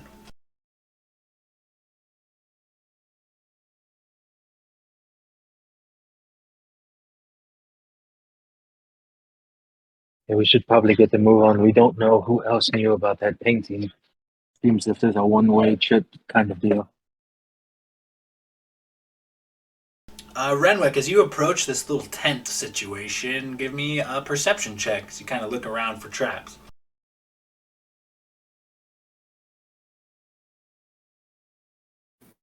$16. Don't look to be trapped at any point. In fact, it looks to be quite some time. There's no footprints in the sand. This place does not look to have been used recently. A thick layer of dust sits atop the tent.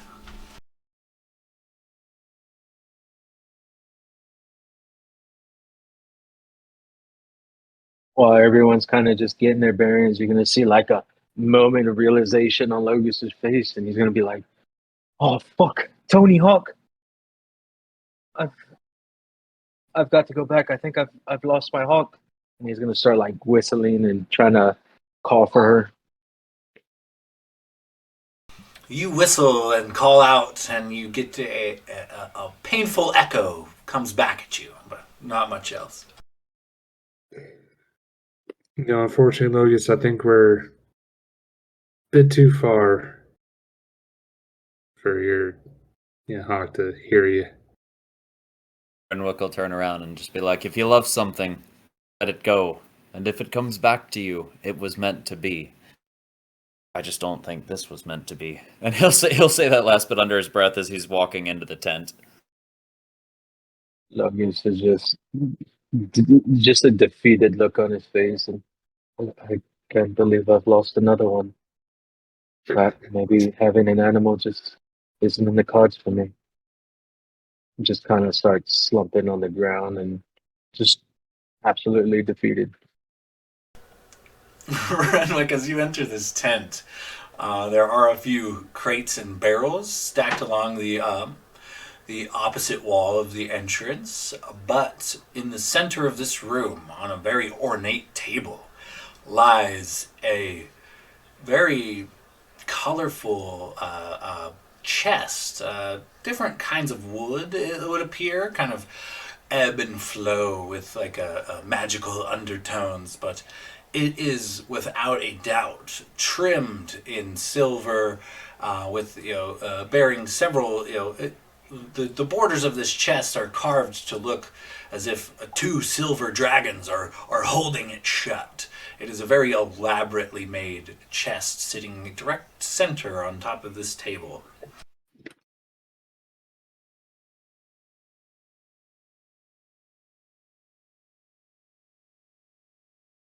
Well, I would like to inspect that for traps and try to open it, I believe. Okay, go ahead and give me an investigation check.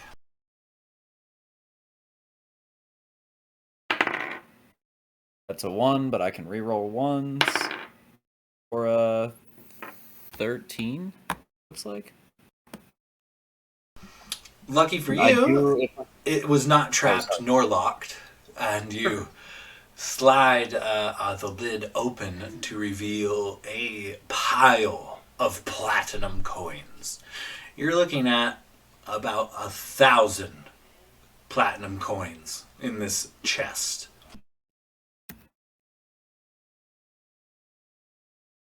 Yeah, he's gonna dump all that into the bag of holding.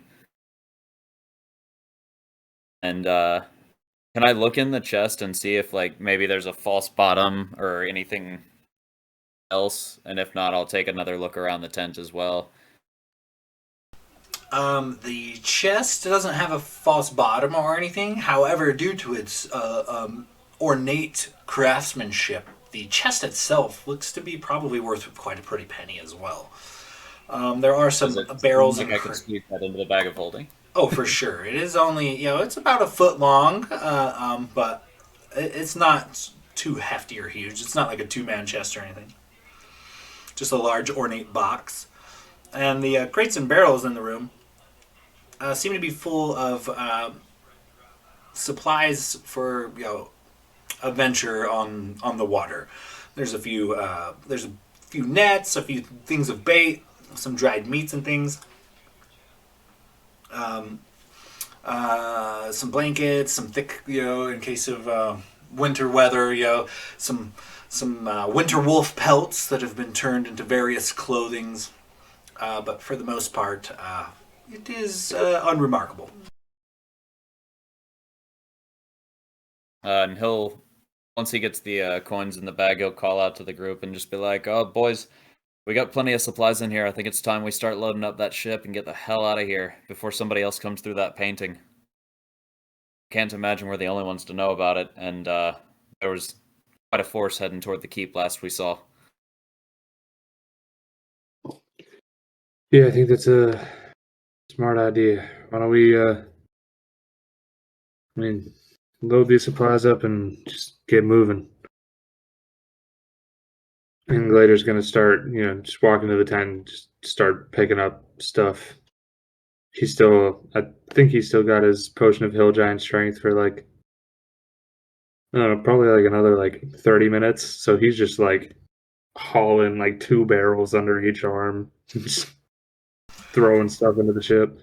Okay, yeah, easily enough, easily done. You guys load this ship up, and kind of upon getting on this like covered ship, the interior is about as bougie as the rest of the Queen's quarters. There's a lot of pillows and throw rugs and things, incense. There's an ornate table filled with various chalices and things, a bit of dry stock and some wines and whatnot. Pretty kind of a bougie setup here as you guys prepare to sail off. Is there anything you guys need to do before you head out?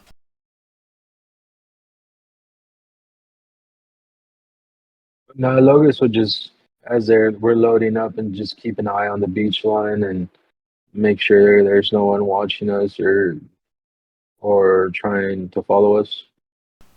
Okay, give me a perception check as the party makes the boat ready.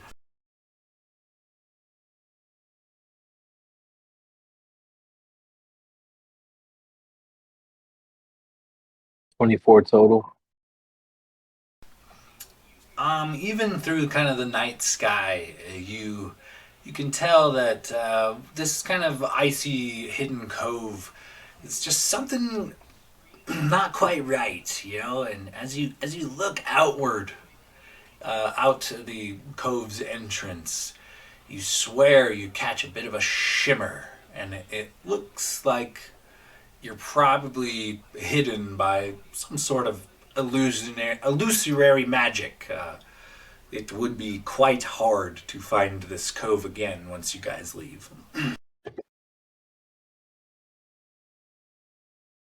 Would you say our entire ordeal down to here has taken 10 minutes or less? Since you've passed through the Queen's Chamber and everything else. Yeah, it's been a little more than 10 minutes. Okay. Okay, so as you guys make the boat ready and set off onto the Arctic waters of the lake surrounding Mount Whitehorn, it does require a bit of rowing. I imagine Renwick, being the only one capable of maneuvering the water craft, is going to have to take a captain on this particular scenario while the rest of you lot row.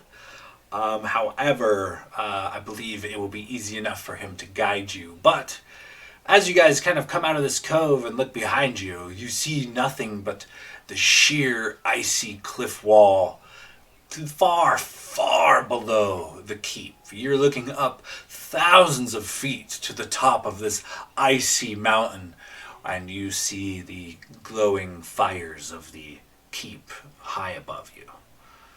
But where do you guys go from here? There are several ports along this lake and river. You can go to Frostfire, Scale Shores. You could return to Wormhearth up the river. There's options, or you could just head for any land in general. Does this connect to the ocean? No, Or you are is it currently so the mountain you guys climbed with the keep atop it was surrounded by an Arctic lake. So you guys have now made your way to this Arctic lake, and you have a few options as far as where you'd like to go from here. Gotcha. Well, Renwick will call out and just be like, "Well, boys, there's no sense in rowing until we know where we're going. Where do you think we should head?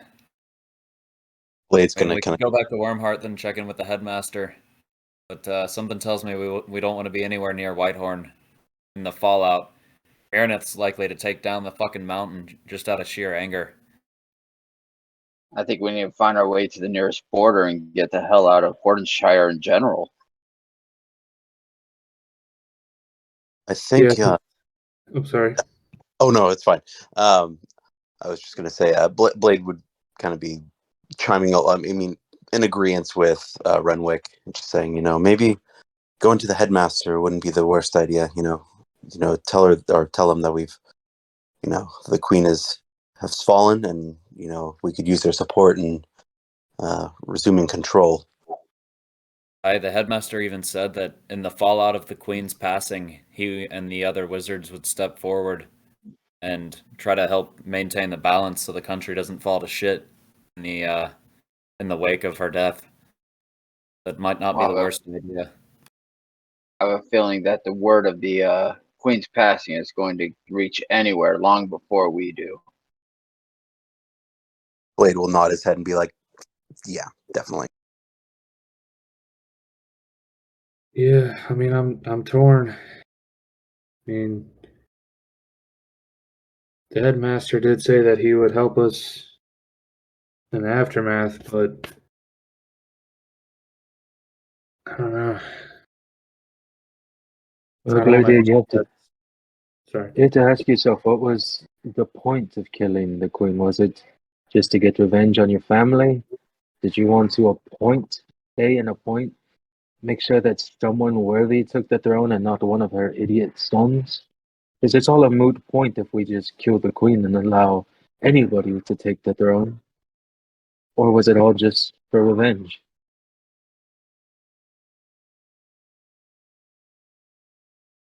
Well, it started out as revenge, but then it quickly led to freeing my people and the rest of the country. Without an army at your back, I think it's going to come down to a massive civil war right now. I also don't know about y'all, but there were a lot of children and women who were slaves in almost every town we visited close to the keep. That doesn't sit well with me. If we kill the queen and there's still slaves because one of her sons took over, it just seems like we just killed the queen and now we're running. For what?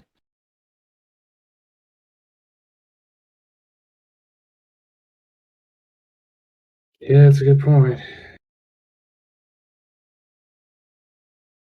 Well, They still bring up the point. At the They very have least, we armies. need to send word to the headmaster because we need somebody to take over some of this fallout. I don't think that we can do it ourselves, and we also just made an even bigger enemy out of arguably the most powerful caster that we've come across in this entire country. So something tells me us hanging around is probably not the best idea. And we've got multiple reasons to head toward the Alliance Islands. So as long as we can get word to the headmaster and he can step up and hopefully mitigate some of this collateral damage that Mirnoreth is sure to cause, And our best move might be to get out of the area. Do you really think Mirnath will come after us? I mean, one, She's she doesn't. burned multiple towns just trying to find us. What do you think she's going to do when she finds out that we slayed the queen in her own chamber? She doesn't necessarily know it was us yet. I think that's the point Gladia is trying to make. I The whole don't think it's point going was for long to put two and two together. I Also, mean, do for you fuck's think sake, the Gethmar and symbol was flying all across the city below. It's not exactly rocket science to figure it out. I don't think they necessarily knew that the Gladia was Gothmora. They just knew he was a renegade golden dragon. It still brings up the point. You have a son with an entire mercenary group at his back. You have another one with the entire army at his back. And who do we have at our back? We do not have troops to fight a war. Yeah, We need might to have get somewhere where we can sleep. Yeah. I don't know. I think talking to the headmaster wouldn't be a bad idea since he not only gave us a safe place to sleep and promised to have our backs were we to succeed. I don't see what the issue would be heading back there now. Not to mention, he might have some insight on these shadow specialists and the guildmaster. Which, by the way, while we're on the boat, he'll like fill them in on the notes and shit that he and Blade like stuffed in the bag. All the notes, or Yeah, so you got to be more specific than that. Yeah, that's what fair. what No, what, no, what do I you will share with the party exactly? I will specifically pull out like the love letters between Mirnareth and the Queen, or Mirneth, and I will pull out the notes about the Guildmaster and the Shadow Specialists. I will not pull out the notes about harvesting magical reagents from bodies. Okay, so you will show them some of the parchments you came across, but you do not show them the journal of the queen. Yeah, I'm gonna keep the journal in there for a minute, and while they are perusing over those notes, I would like to rip the page about Bladier's sister out of the journal and try to like fold it up and stash it, and then I'll show the journal off. I feel like now is not the time to to let him know about that. Okay, so in lieu I'll of roll the sleight of information hand. you're trying to hide, I mean the journal was over a span of time, and it occurred to you that kind of what prompted the seeking out of the shit. I wrote it down somewhere. What's your family name again, Gladier? Nephrexius or something like that. Orexius. Nerexius. Upon seeking out the members of the Nerexius family, it was because of some divination magic in her dreams. So it does kind of talk about through its several points seeking out the remaining members of the clan and executing them. So though Gladier's sister was the directly harvested to make one of the potions that you now carry, it seems like potentially a couple other close family members may have also been slain. Oh, okay. If it's that widespread throughout the journal, I guess like now's a pretty good time since we're on the water and things seem kind of chill. I guess he'll give the party the rest of the papers, and then he'll pull Gladier to the side, and he'll just hand him the journal, and he'll be like, "I promise you, it's gonna be tough to read through this, but I guess you have the right to know." And he'll just hand him the journal, and kind of give him a nod, and head over to the party as they're shifting through the other papers. Give Gladier a moment.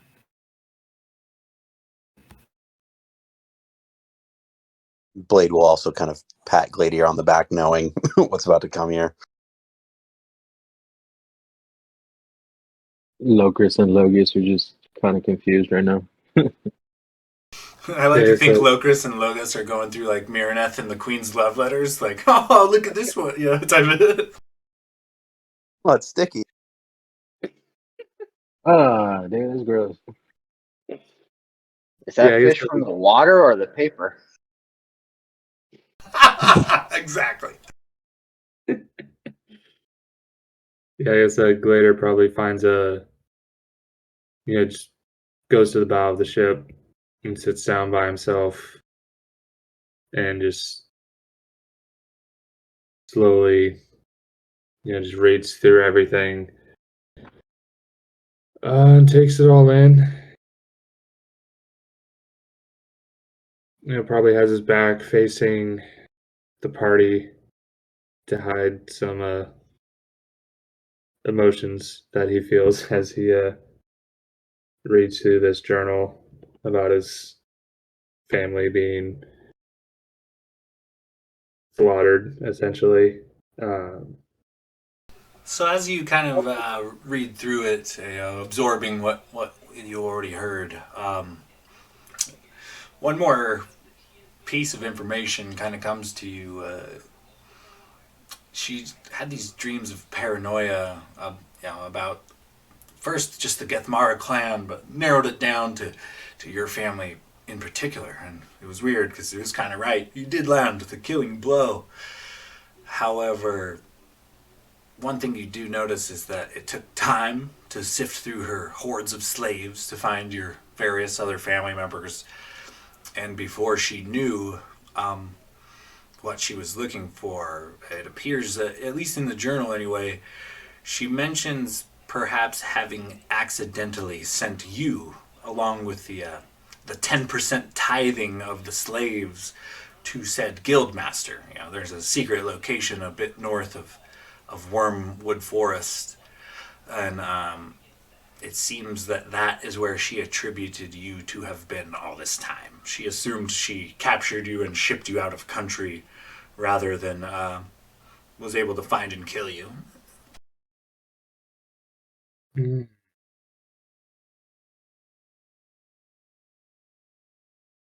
damn, so I got lucky.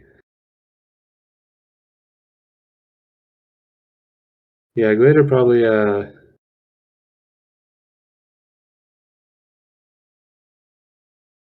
shit, that's rough. Yeah, after reading it, he would probably just spend the rest of. I'm assuming is it night? What time is it right now? You guys entered the keep, a couple hours into dusk, so it is still the same evening. It's several hours later, but it is still night. Yeah, he would probably just find a quiet corner, um, and just look out on the water and just try and be by himself after reading it.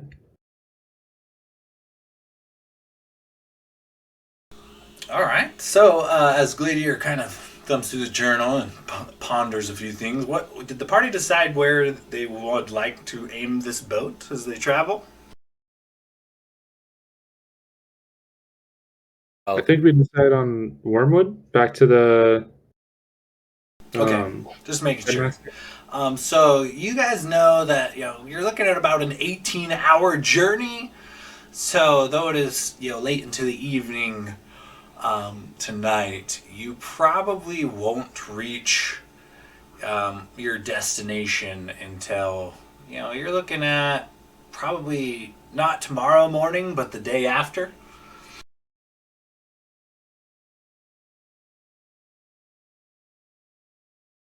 I think we'll need a Oh, boy. beach and camp, and then set off again. Well, we could probably just take watches on the ship just to keep it moving. And Is just it a people. sailboat or a rowboat? Well, it's a Um, little bit of both, apparently. But if we get a decent headwind, I mean, once we're in the river, it's not like it's hard to aim. You just literally follow the river upstream.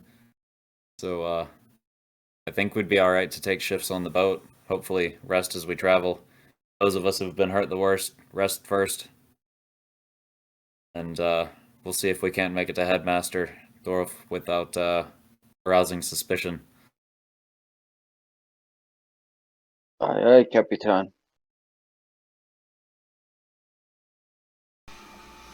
All right, yeah. You guys kind of make your way. You know, might have to at some point switch between the actual sail and then rowing due to the light but still present current of the river.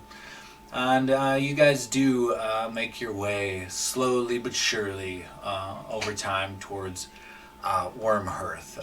Logos. Go ahead and roll me an animal handling check right now. See if your hawk finds you as you circle this mountain. Oh man, biggest roll Giving of the you a game for chance. logos. I'm rolling in check. Keep it honest. Oh, fucking 22. Yeah, as dawn breaks, you still have several hours on the water. A familiar screech off in the distance, and Tony Hawk comes and lands on your shoulder. Grind rail style. Instant tears from Logos, just like squealing like a kid, just excited. Tony, I thought I lost you. I couldn't bear the thought of losing another hawk, and he's gonna cast animal friendship on him just to make sure he stays true, and give him some meat and some scritches, and just spend some As soon time as with you him. give her meat, she's happy again. Yeah, she's looking at you expectingly, and then as soon as you feed her, she becomes much less tense and is happy to rest on your shoulder. As that happens, Renwick will nudge Blade and be like, "Well, that right there will make a good song if I don't say so myself. You might want to get to writing. That'll be a hit. Really tug at the heartstrings. Just a boy and his bird." Ah, yes, just a boy and his bird. And he's kind of looking at Logos and just kind of admiring the companionship of just having someone else with you, you know, even if And it is. Logos is Logos is just there. Who's your cutest bird? Oh, I missed you so much. Could you? Blade will just kind of roll his. So, Giving as you guys downtime. you guys definitely have some downtime. If there's anything you need to do before Wormhearth, now's the time. Let me know. I was going to identify some of the things we got. Oh, for sure. You've got several hours of just kind of rowing or helping Renwick, adjust the sails here and there. What would you like to identify? Starting with the paladin swords. Now, are you using a spell or are you just kind of inspecting these? Inspecting using my arcana. See Okay. if I can Go ahead and pick up anything. give me an Arcana check on the Paladin's greatswords.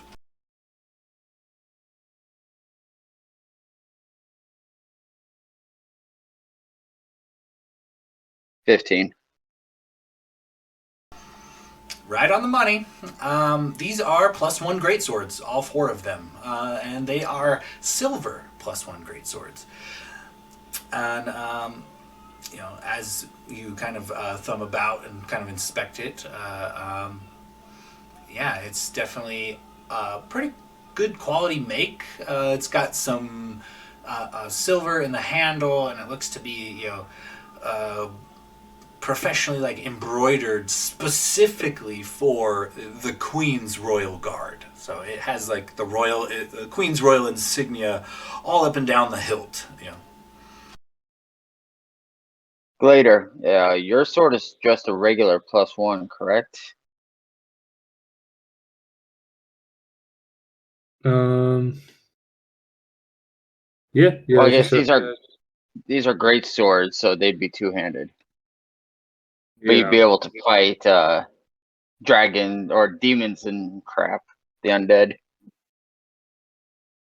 Yeah, I'll take one just for safekeeping. You never know when it might come in use. Gladier, as you touch this sword, give me a wisdom saving throw. Here it is.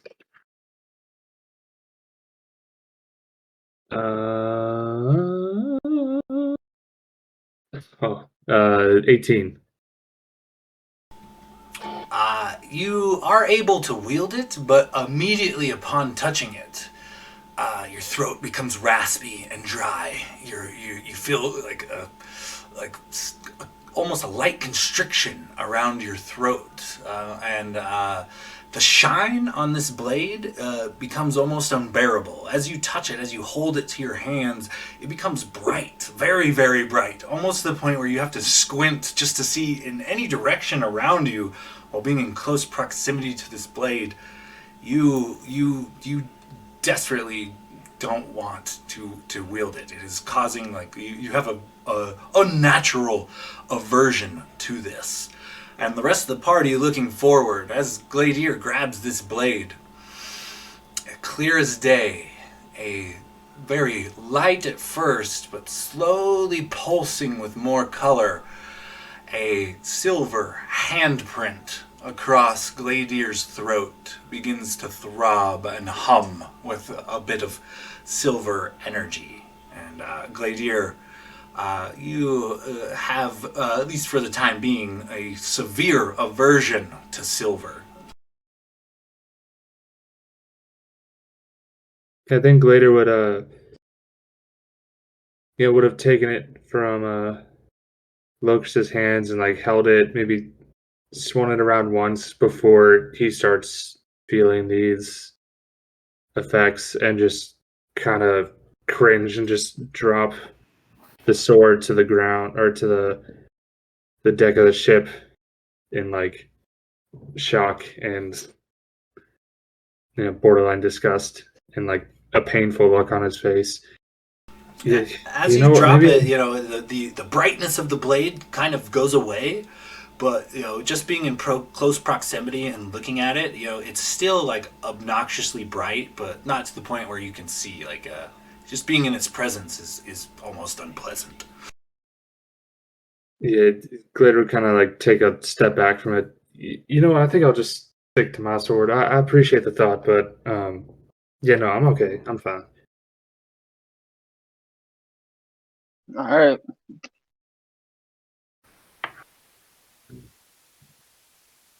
Anything else we want to identify on the boat, or do you want to wait till we see this headmaster? Well, I mean, if we've got the time, we might as well take a look. So we've got 2 more potions, a cloak, a circlet, and a ring, I believe, that are at least worth having a look at. And, I mean, if I can, since I'm pulling all these things out of the bag, if I can assist him in inspecting these.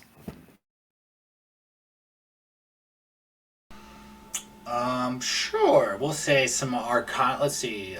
So what do you want to inspect next there, Locris? Whatever Renwick hands me. We'll go with the 2 potions next. Okay, give me 2 arcana checks as you try to discern these potions. First one, no idea. Is that with advantage if I'm helping? Yeah, I'll allow it. All right. So 16 on the first one. The first one is a unique potion, one made by Her Majesty herself. It is a potion of queen skin, and upon drinking this potion, for 1d4 rounds, your AC becomes at least 18. Your armor class cannot be lower than 18 for this period of time, and you gain damage resistance to all types of damage for this 1d4 round period of time. All right. So this potion is a bomb-ass potion for a little bit. Then I'll describe it. It looks kind of like the queen. It's the queen's colors. It is very silver and purple and sparkly, very bougie looking potion. The other, as you look into it, it's a very murky, kind of muddy looking, flowing liquid. But as you look within, a beating heart is actually still beating in the center of this potion. And without a doubt, you identify it as a potion of longevity.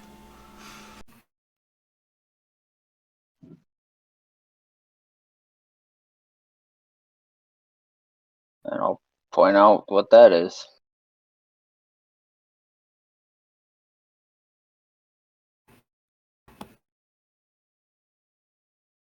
It'll make you younger. Now, I don't know if anybody's old or save it for anybody who gets hit by a spirit that might scare you a couple of years, but Renwick will pull out the label maker and label each potion, and then pass the cloak over, and say we've just got a few more things to look at. We've got the cloak and the jewelry off the queen, and then I think we've covered our bases. Anything else we can address once we get to Wormhearth? the cloak, it's a pretty cloak. It's a red cloak. It's got some intricate arcane designs on it, but what it does, you've no clue. The circlet, it's a pretty circlet. Very pretty. A couple of rare moonstones actually embedded into it, but alas, you're unsure as to what it does. And then last, the ring. Pretty ring. Yep, it's very, it's got the queen symbol, and it's got some sort of arcane element to it, but it's too hard to identify. I think Avery is done with me. You mind if I take that circlet? Sure, it'll highlight your scales. Yeah, I think if anybody's earned it, it's you, buddy. And he'll toss it over to him. I would say, though, the circlet, the ring, and the cape, we should probably keep in the bag of holding just until we know for a fact they cannot be scryed upon. Can you scry on items? I can't. I don't know what the rest of magic people can do. Fair enough. Well, yeah, I guess we can just wait till we get to Headmaster and he can, tell us what these do and if there's any sort of, I don't know, locating enchantment on it. Until then, they're at least on another plane. Maybe not necessarily scrying, but I know there are ways that you can divinate magic into locating a certain object. If they know about the queen's circlet and cloak, they can definitely try to locate it. Yeah, I think that's a good idea. Why don't we keep it in the bag of holding so we can, speak with the headmaster. While they're divvying out the loot and talking about all their magic items and stuff, Logus would like to spend time and try to bond with Tony Hawk again and see if he can teach her to fetch things. Okay, yeah. Give me an animal handling check as you kind of go about your training. And Glader's gonna take a fucking nap. It's a 16 on the animal handling. Yeah, you successfully teach her how to fetch and the commands for it, so that you don't always have to, magically communicate, But yeah, she is going about fetching things for you and returning them to you. And I want to toss up meat to Renwick, and Renwick, I'm trying to teach Tony here how to fetch things. Would you be a good friend and hold this meat out? And I want to see if she can go and grab it from his hand. yeah, I mean, I've gotten to know Tony Hawk pretty well at this point. I'd be more than happy to help you train her.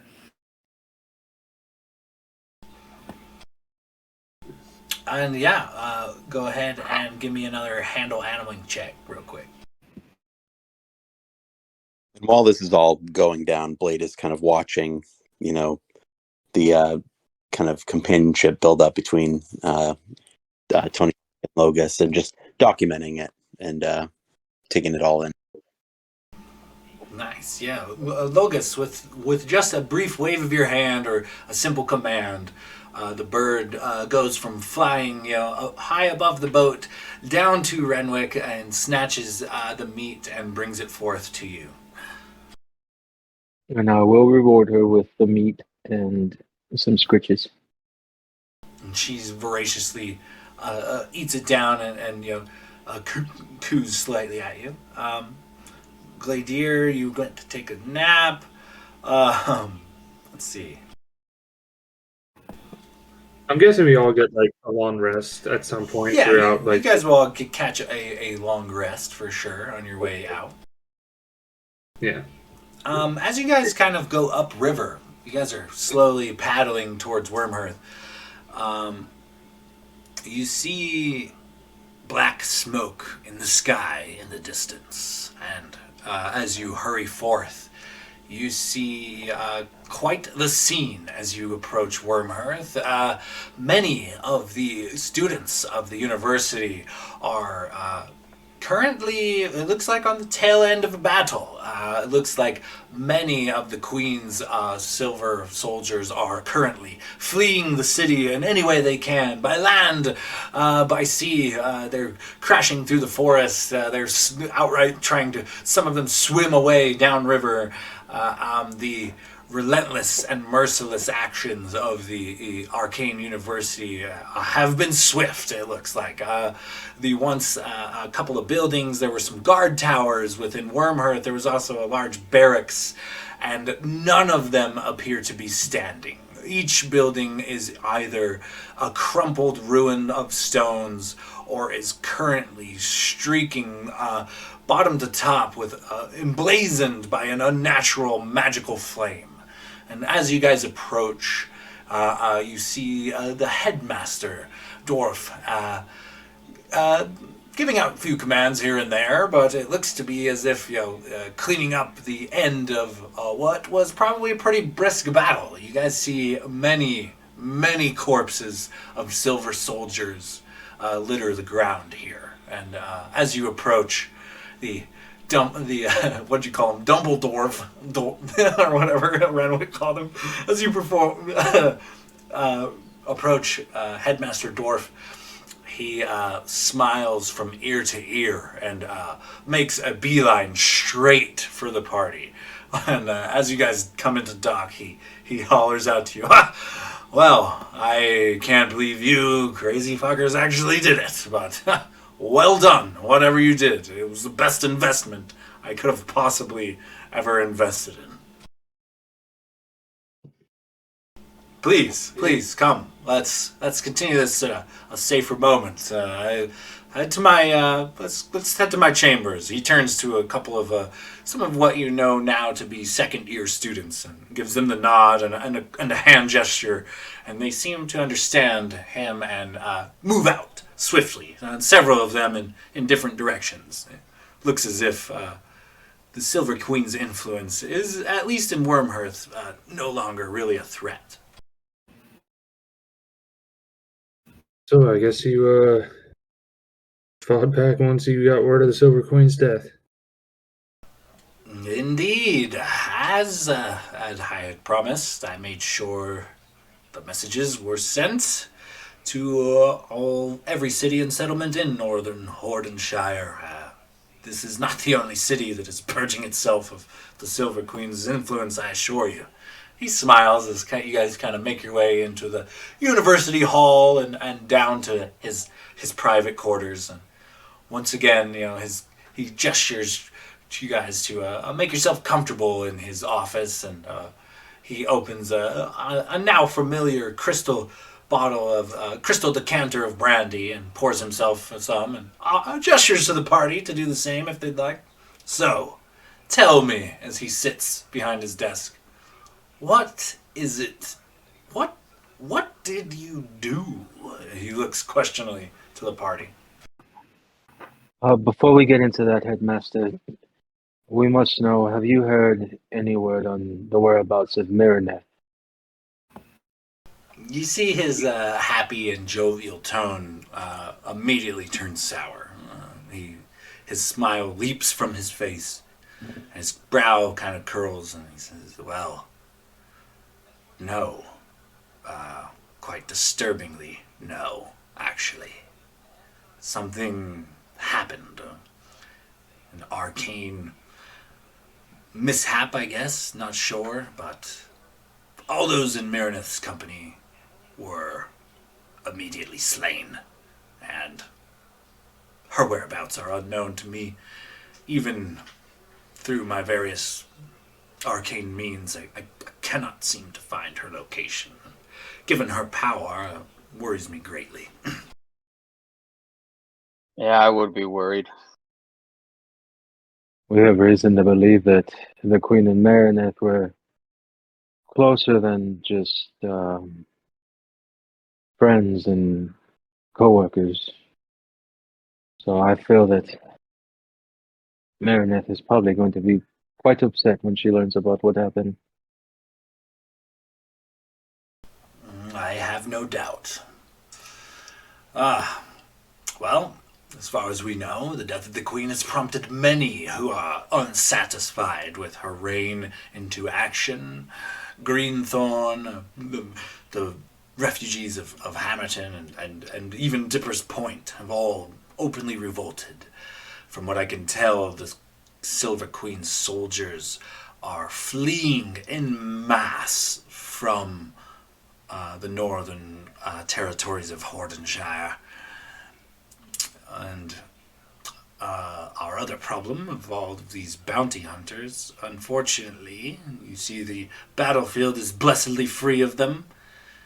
Somehow, some way, they knew before even I did. The parties disbanded several hours before I even got the news. I don't know who or what or where informs these shadow specialists, but they had disbanded long before I had got the news that they were to be terminated. Slavers are slavers, and I have no fondness for them, not in my towns and cities or around my students or my university.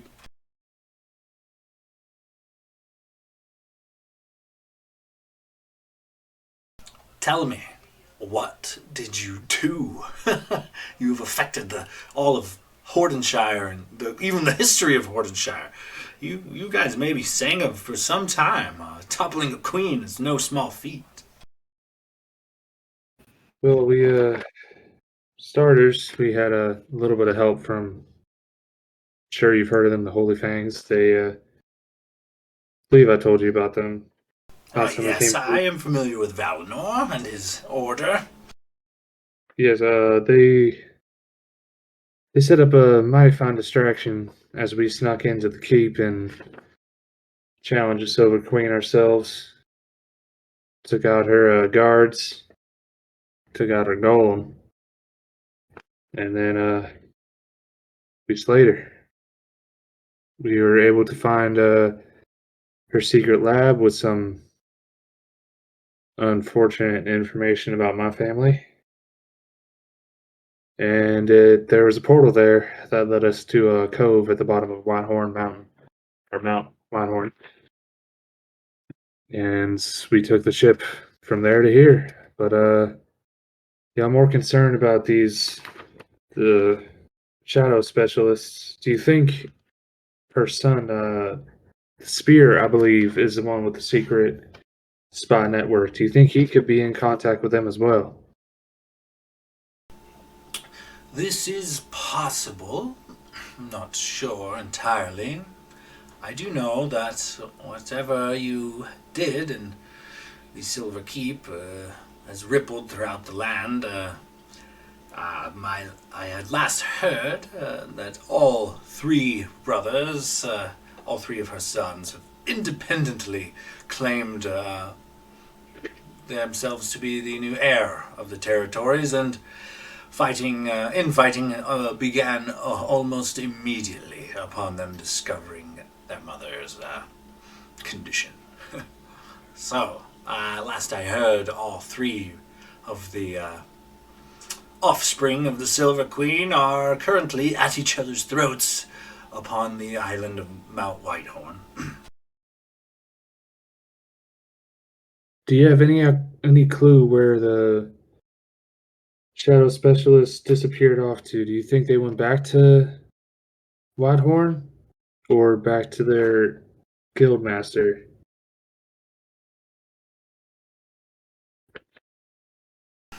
I am not sure. I mean, I suppose I could potentially scry on a few. I don't really know where they came from in the first place, only that they are all mostly humans and halflings of the dialects and accents of the Alliance Islands. It is possible they tried to return home, however, they would have to leave the country as far as I'm concerned. The westernmost border of Hordenshire does touch the sea, I suppose, but it is not a friendly or forgiving place. This is not a place where you could put in boats. You're talking about powerful waves upon 1,000-foot cliff faces. These are not ideal for the traveling, not in conventional means anyway. Headmaster, did you say you can scry on people? Indeed. You looking for someone? Would it be too much to ask if you could scry on my father? I want to know if he made it home safe.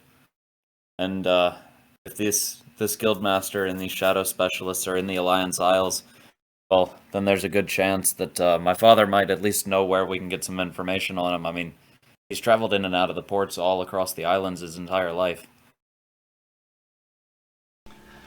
He kind of folds his arms for a moment and closes his eyes, and as he reopens them, they are a milky white, and he looks to be, they're moving rapidly back and forth as if he's looking through some, a veil of some sort. And after a short time, his vision fades.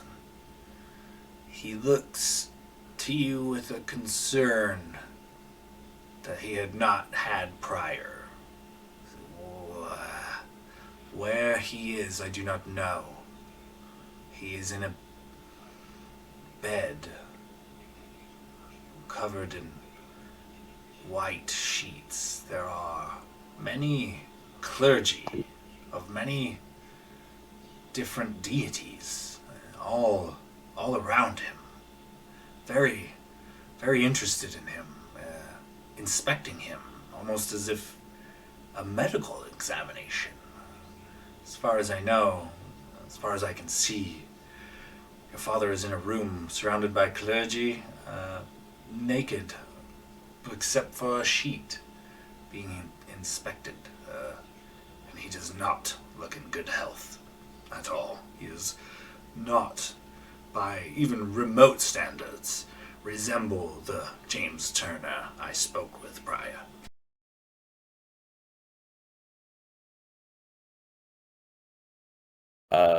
Renwick reaches into the bag of holding and pulls out those ceremonial candles that he had found in his father's bag, and he throws them onto the desk, and he's like, "These candles, do you recognize them? There was a specific place they came from. Would this be a lead if there's that many clergy around? Perhaps this is where he's at."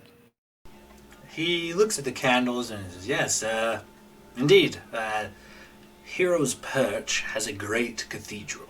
It is considered by many to be a holy place, and this one cathedral houses many altars and shrines to many gods. It is possible that that is exactly where he is. Of the deities I did see, none of them are of the evil nature."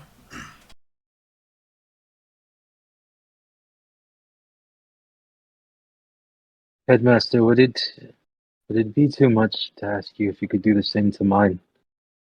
I don't know if my father's even alive. It'd be nice to know something if I'm looking for a corpse or if I'm looking for a living man. Give me a moment, and similar to before, he folds his arms and closes his eyes, and as he opens them, they're milky white, and they flick back and forth as if he's trying to read something through the veil. And for some time, he squints and looks and looks, and as his vision fades, he turns to you and says, "I'm sorry, but I cannot locate your father. It would seem that either he is no longer on this plane or he has perhaps passed." Logan Or says that perhaps seems is capable defeated. of... Your father was very capable of the brief dialogue I had spoke with him. Perhaps he has found a way to keep himself hidden, but I cannot find him. Logus kind of has that same defeated look of when he lost Tony Hawk and just, oh, oh thank you, Headmaster. Seems that they don't have any idea where he's at, but won't stop me for looking. Thank you, though. Indeed. He takes a sip off his brandy as he sparks up another batch of his pipe weed. Glader's gonna walk up and, just in turn, put a hand on Logus's and Renwick's shoulders, understanding how they feel, and then look towards the headmaster. Now, we know the shadow specialists. Their guild master is located, I believe, in the Alliance Islands. We discovered Alliance Isles. So we haven't decided as a group yet, but there's a chance we might head there.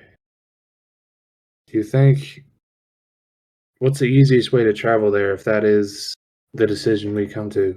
Do you have any idea? I would recommend by boat, as the islands are somewhat far apart. But for me, personally, I would just fly. I couldn't recommend a proper route, as we don't do much trading with the Alliance Islands directly. The realm of men to the north and the Brightwood to the south of us, they have been known to have docks and things that do trade with the Alliance Isles, but due to the sheer cliffside, there is no direct route that I am aware of. Perhaps they could have built something with some subterfuge and kept it hidden from us. There could be like a hidden dock or something, but this would be very, very hard to not only hide, but pull off in general. I mean, you're talking thousands of feet of rough rocks and waves. It would not be easy to hide a location there. Especially one so valuable. I'm sure Hordenshire would love to open trade directly with the Alliance Islands, but alas, topography does not allow it.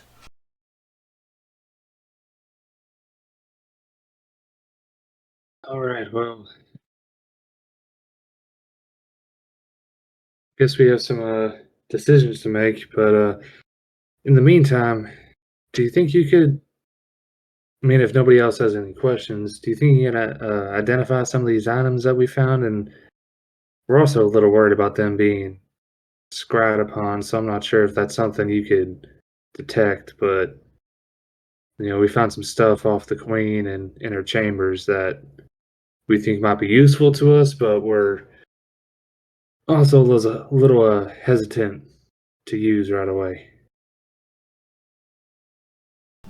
He kind of a jaw kind of drops as you kind of mentioned. He's like, so you killed her and then rifled through her pockets on the way out the door. Kind of ponders. Huh. Wow. I suppose should be glad you guys aren't the dictators or tyrants, huh? Pretty smooth. Not so much rifle, just, little detect magic, which, by the way, tell your student his potion worked wonders. Excellent to hear. I'll be sure to notify them. Aye, I'll be shaking his hand if I see him again. It certainly saved my ass. He says, so, what would you have me take a look at? He kind of clears some papers and books off his desk and kind of gestures for you to place a few items out.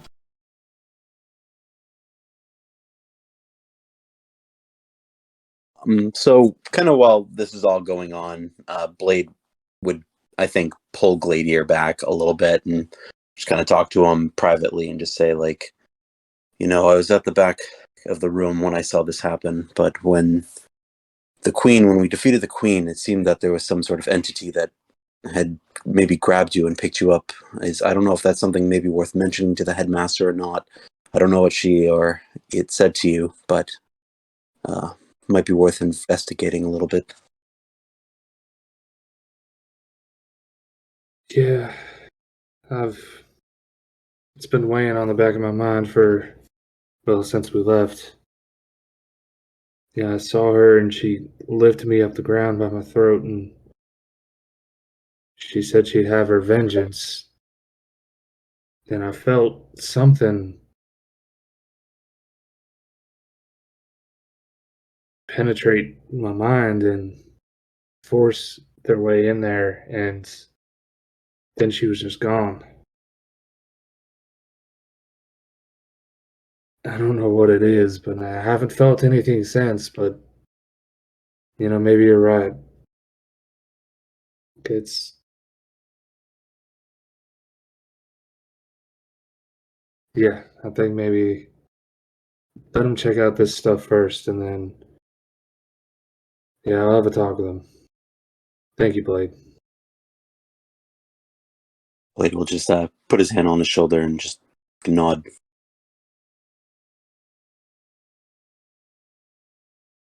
Yeah, it's claps Blade back on the shoulder as well in return, and then just slowly walks over back towards the group, kind of maybe hanging back a few feet as they show off the items we found to the headmaster. Okay, so as you present these items, the ring that you guys presented is a ring of protection +1. The circlet you presented is the circlet of legendary resistance. Once per long rest, the item does need attuned, but once per long rest, upon a failed saving throw, you can choose to pass it instead. Shit. I'm just going to drop this next one in chat because I don't know how to say this word, but I'm going to give it a shot. Cape of the Mountebank? Mountebank? I don't know. Drop it in here. Boosh. And that basically allows you, with attunement, to a once-a-day use of the Dimension Door spell. Oh, that's sick.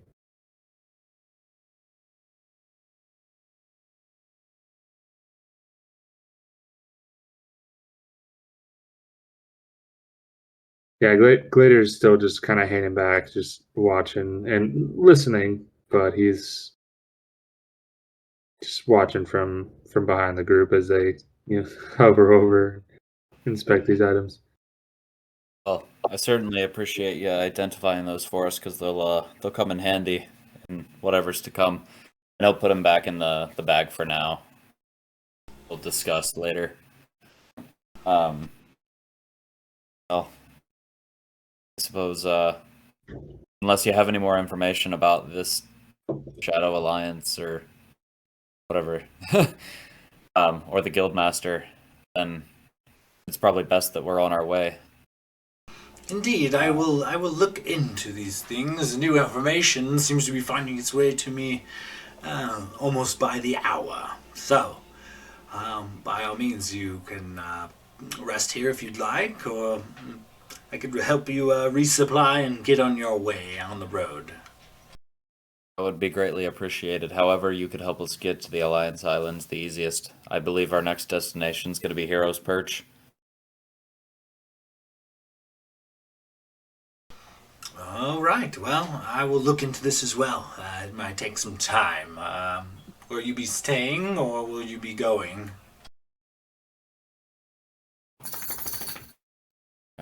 He'll just kind of look around to the party. I'd say stay preferred.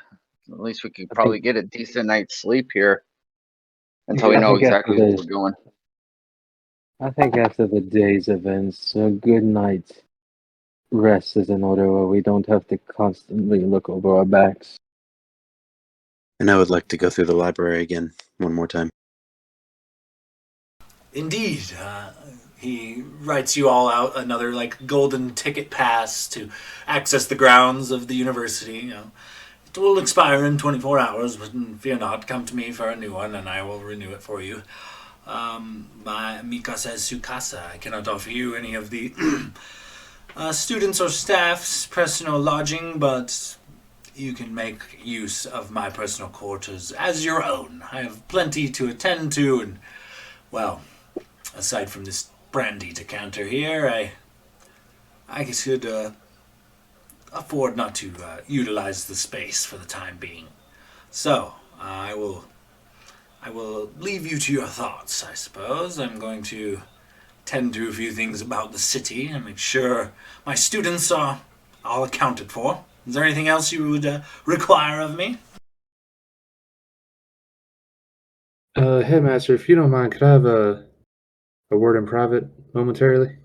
Absolutely. He kind of grabs the crystal decanter and slings one arm underneath yours and happily walks out of the room down the hallway. What could I do for you? As he kind of marches you away from the party. So, something happened when we were in the Queen's chambers. I made the killing blow against her, and Queenslayer. 'Tis an excellent title for you. thank you, sir. I appreciate it. But, the victory was a little short-lived because, moments after her body fell, an apparition appeared, sort of an ethereal form of her body apparated in front of me and, well, grabbed me by the throat and lifted me in the air. And she said she would have her vengeance. Shouted it like she was. I don't think I've ever heard anyone that angry. And I felt something in my mind that was not my own. And I'm just wondering if there's any way you could, I don't know, have to look in and look into my head, see if there's anything there that's not me, or He kind of looks you up and down, and certainly he takes a pinch of powder from a little spell component pouch on his belt and sprinkles it above you and whispers some arcane words. You notice his eyes kind of crackle a bit with some green, like static electricity almost, pops here and about as he eyeballs you up and down and kind of takes an outstretched hand and lifts your arms into the air, kind of almost pats you down, and coming after a bit, he comes to your throat and stops, and the crackling in his eyes gets a little bit more intense as he moves uncomfortably close to your body as he's inspecting you, and his eyes fade back to the normal colors. And, well, the death of a monarch is not something to be taken lightly, and unfortunately, what you have here is known as a spirit curse. It is an awful thing to do. You essentially take what remains of your spirit, your essence, and you forego any moments of any afterlife, be it to the heavens or the hells with you. Essentially, she traded the end of her life, the last of her essence, to bring harm upon you. It appears, Gladier, that you should be very wary around. It looks to be silver. He pulls a silver coin out of his pocket and places it in your hand. And Gladier, go ahead and give me a wisdom saving throw.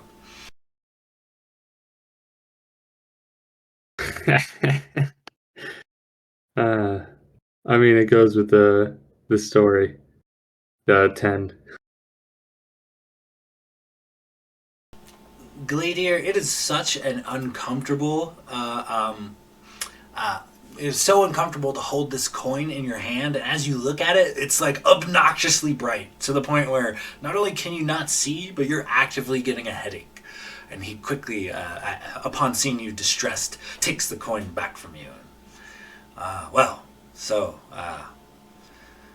That is what it is, Gladiator. I think I'm not sure about the psychological effects of such a spell, but the physical effects for sure.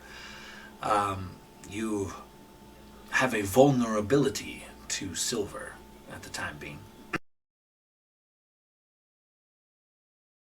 Oh, isn't that just great? I guess it's a bit fitting. Well, thank you, Headmaster, and again, thank you for everything that you've done to help us get here and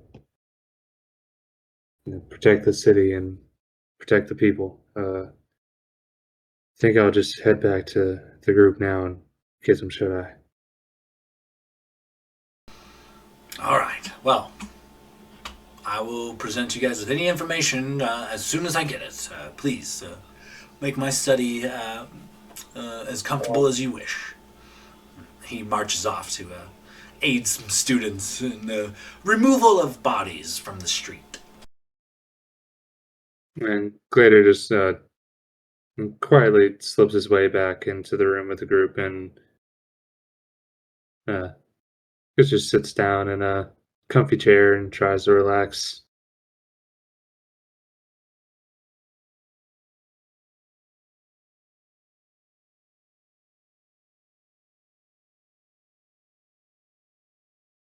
Look, Chris has just disappeared at this point.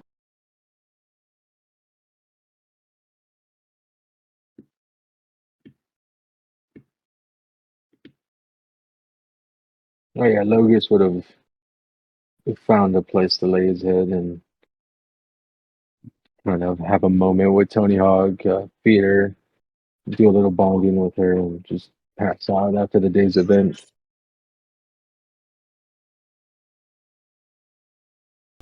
Okay, yeah. The quarters he provided for you guys is pretty bougie. There's no like direct beds or anything, but there are like several plush couches and things, comfortable reading nooks and whatnot. It would be all too easy to kind of post up and make it your own.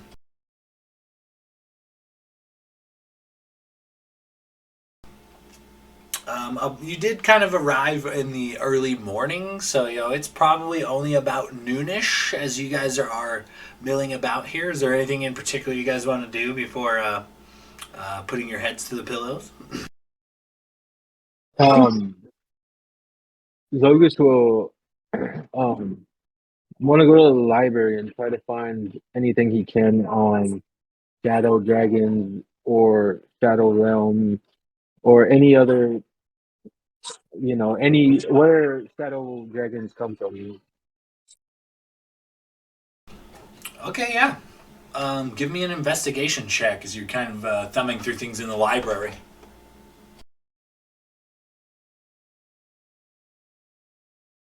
I would say that Blade would have followed him to the library as well, wanting to kind of peruse the sections there. Okay, yeah, great. For sure. Logos, as with a 21, you find a bit of information, but nothing super solid. You definitely find a bit of info that talks about what you already know, that the university some years ago hired a batch of hunters from Nightwood to handle a problem that turned out to be a shadow dragon. Shadow dragons are kind of potentially one of the most rare type of dragon. It appears from the information that you have uncovered that any dragon, any living dragon, could potentially become a shadow dragon, but for a dragon to become, of any color, to become a shadow dragon, it has to spend a significant amount of time in the plane of Shadowfell. Do I find anything on Shadowfell? There's a few tidbits on Shadowfell. You know, Shadowfell is a mirror plane to the material plane, and that uh, kind of influences. There are parts of the material plane that are potentially weak between the veils of the worlds, and may have a bit of Shadowfell influence here or there. But as far as the specifics, you just kind of note that Shadowfell is similar to the material plane in almost every way, but whereas a great forested mountain might exist in the material plane, it would be a rotting dead forest in a rotting dead forested mountain in Shadowfell. Things kind of match up, but not exactly. And aside from that, it's just kind of like the Denzians of the plains, like the average planar citizen of Shadowfell. Seems to be a harbor for kind of like darker things, like undead and lycanthropes and things like that.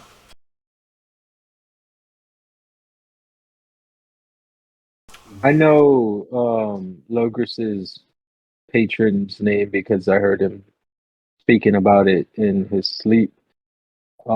Is there any book on that on his name? I can't remember off the top of my head. I'm looking to see like if there's any uh writing on can't remember what he said in his sleep. The name of his patron.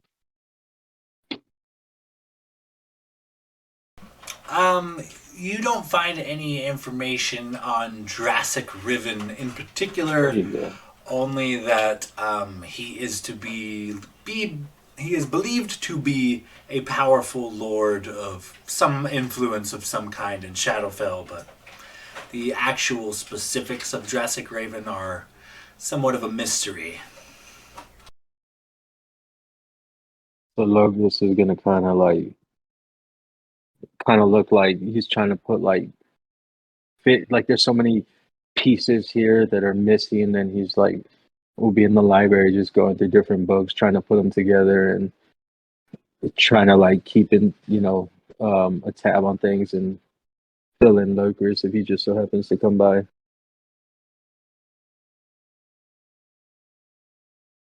Okay, great. Blade, is there anything specific you are looking for while you peruse the library here? Kind of again on the subject of summoning, maybe ritual summoning, maybe even familiars, just anything you can, and whether it could be anything on summoning, and I think Blade would be onto it, whether it's a book in a warlock book or whatever. I think up. Okay, give me an investigation check as you're kind of perusing through the library.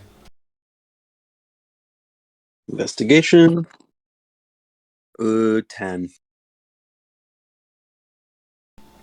You find a good bit of reference material, a lot of conjuring type of spells that are somewhat like kind of explained by different magic users. Some wizards, some sorcerers, some warlocks, and whatnot.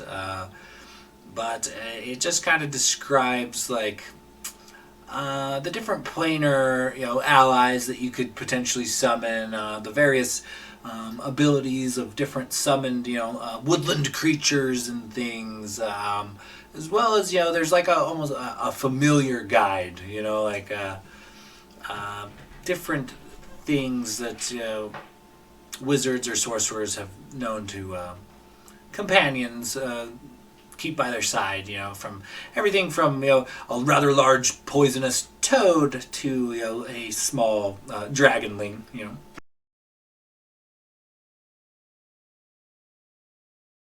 No, that's perfect, and I think Blade would just kind of be jotting down these kind of ideas and theories.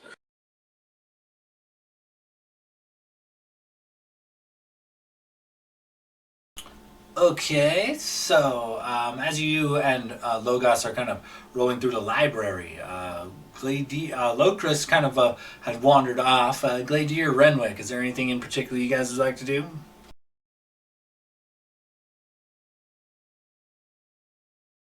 I think Gladier would just be searching for some more of that, any other decanters of bourbon and just having a drink and resting in a large armchair. Yeah, as you kind of get comfortable and look around, it looks like the decanter he kept at his desk was maybe his favorite one, or maybe it was just the flavor of the week. Because as you pull open a drawer on a nearby desk, it is almost an unending. It comes out several feet longer than it should. Obviously, magically enchanted, and this drawer is just full of different decanters of various alcohols. Some common, some very rare. Well, Uh, I I think think Renwick's gonna join you, and I rolled a 6 for investigation, but I was gonna look for the nicest bottle and snag myself one, just like at least a glass. Oh, certainly, yeah. It was an Ovman invitation, so you kind of thumb through a few various bottles. Some are like very bougie, like wine bottles. Some are like crystal decanters, like what he was drinking his brandy out of. Others look more like a moonshine jug with a cork in the top. But you do find a rather pleasant and strong whiskey, and help yourself to a healthy portion. Um, Logos will want to like. Do they still have that shop outside where they sell spells and scrolls and stuff? You did notice that the spell scroll bazaar on your way in was typically ran by the students, and currently the students are finishing mopping up, the battlefield. So while it is still there, it is not currently being, open or ran for the time being. Okay then.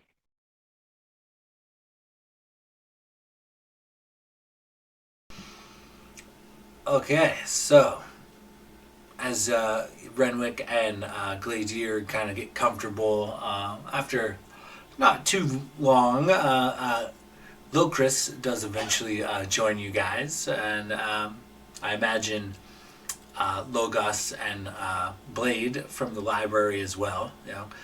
The headmaster makes sure to send several platters of baked goods and roasted meats into his chambers. A few students even wheel a couple kegs of ale in for you, and bring a few plush cots, extra pillows, extra blankets, by order of the headmaster, and then excuse themselves. And you guys are kind of left to your own devices as the day slowly passes on.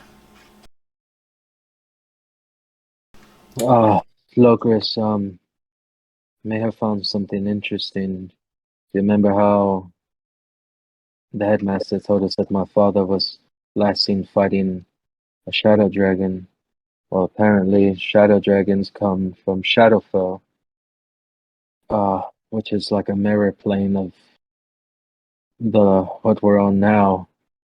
And I did also find that the name that you say in your sleep is some kind of lord of Shadowfell. Seems there may be some things that we need to look into this place.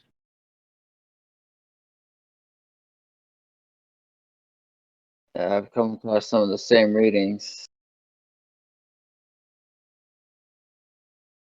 Hopefully, there's other books. I mean, I know Renwick wants to get home, and I found a lot more traveling than I have in my own hometown. So maybe I could get more information up that way, and who knows, maybe a way to find what your dad was hunting by following my own trail. Something stuck out to me when the headmaster tried to scry on my father. He said that He's either dead or he's not on this plane.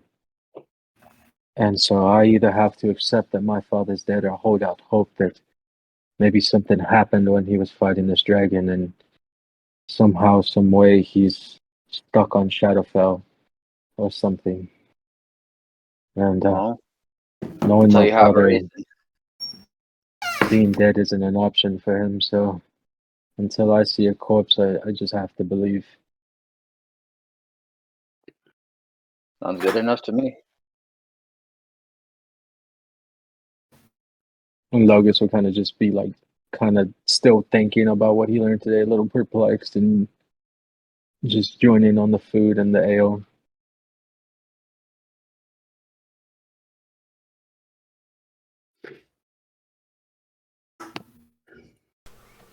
All right, and with that, the party kind of settles down for the evening. Kind of a somber but celebratory mood, it seems. You can kind of tell the students are somewhat celebrating as the evening kind of presses on. Some of them, their first real victory, their first wielding of magic in a practical use rather than just studies and things in the university. And they seem to be pretty excited about it. As you guys kind of settle down for the evening, eventually sleep does take you. And let's see here. Gladier, your dreams are a bit confusing at first. As you fall into slumber, you find yourself walking through a very misty kind of landscape. And, well, as things come into view, you're looking around and it looks like you're looking through like a water or smoke-colored glass. It's hard to focus, but as you look around in every direction, you swear you're in a battle, in a war. You see these blurry images doing battle all around you. And as you're kind of taken in, unable to really make anything of these blurry images constantly battling, you come upon a fire pit right at your very feet, crackling and warm. And you hear the shing, shing of a blade. And you look, and sitting before you upon several casks of ale is a very, very large man. He looks to be sharpening a great sword. Shing, shing, and standing for the better part, even sitting, this being is 12, 15 feet tall. His armor looks a bit rough. He's got a few scuffs and scratches. It looks like maybe even a shiner, a bit of a black eye. And as he kind of looks over to you, and you to him, making eye contact, you notice that he has a bit of a bloody nose. He kind of sniffles and wipes it away as he gazes at you, and as his eyes meet yours, he smiles. A toothy grin, a chipped tooth or two. Looks like he might have a busted lip as well, but he smiles upon you, and you see the holy symbol on your chest just seems to pulse with energy, and it almost matches the sound of this great being's heartbeat as you stare into the face of who you imagine Hor to be. And as you stare back and go to speak, you hear a whimper, a cry from behind you. And though Hor, you swore, was looking dead into your eyes when he smiled, you look directly behind you, and standing there is Marineth. She stands before you, clasping both of fists as her teary, watery eyes stare, her lethal stare into yours. But is it into yours? You can't tell. As you step away, it looks to be something different altogether. Marineth is not looking at you, she's looking at Hor. And she cries out, he took everything from me. Everything. He took her, my love, and crushed it. And then, worst of all, this. And as she gestures, the scene changes. Hor still sits upon his kegs of ale, but the world around you, the battle you were just in, fades. And you now see the throne room which you had just left. Mirnoreth crying over the body.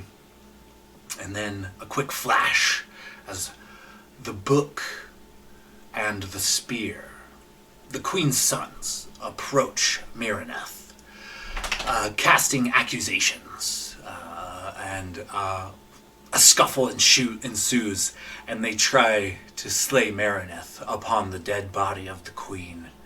And Mirnoreth reaches out with a crackling whip and slays right in front of you the two of the three sons of the Queen, with the crackling arcane whip splitting them both down the middle in a single blow. The scene returns to the battlefield with Hor, and she looks forward. He took her from me, and then he made me kill the only things that she held precious, her sons. I don't care what it takes. Lord of righteous justice and vengeance, I pledge myself to you. Take me to him. Take me to him, and I will give you anything you ask. And as she releases her hands in a very prayer-like motion, you notice clasped so hard in her hands that her knuckles are white, is a coin, a large coin with the symbol of the Hor's symbol, the two faces, clutching tightly to the holy symbol of Hor, looking past you towards Hor's perplexed look at first. His head cocks, and he looks towards Mirnoreth, and a slow but sure smile creeps across his face, and your dream ends.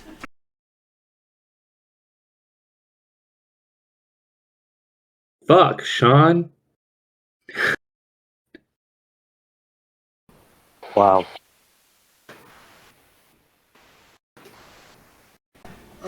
So, the party, for the most part, gets some much-needed sleep, but upon early morning, probably a bit before you guys are ready, the headmaster bursts into his quarters.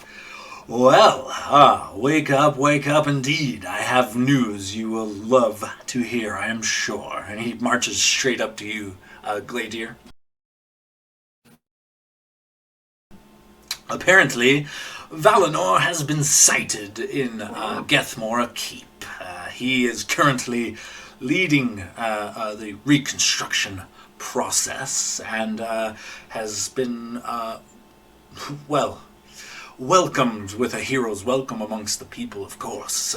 He is currently repairing the damages done by the Silver Queen and her ilk to your home city, Gladier.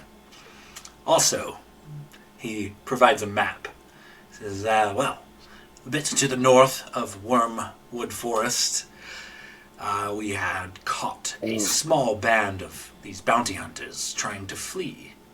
There is an area to the north of here that could potentially use your particular skills of investigation and whatnot. Apparently, there may be a very, very hidden and secret location, but it looks like it is possible that somehow, some way, the Silver Queen has managed to get ships and soldiers and slaves from Hordenshire to the Alliance Isles directly. So, it is likely at this location, and he marks it on a map and hands it to you.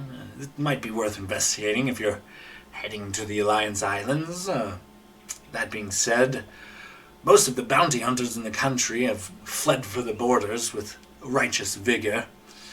And apparently, the Hammer has slain his brothers and now claims the rightful throne as his own, though many of the subjects of the Silver Queen do not enjoy nor do they plan on allowing this to happen. The White Dragonborn in Frostfire have already banned their allegiance to the Silver Queen, and though he has found the throne, he has found himself little more than a broken city and a ravaged keep to command.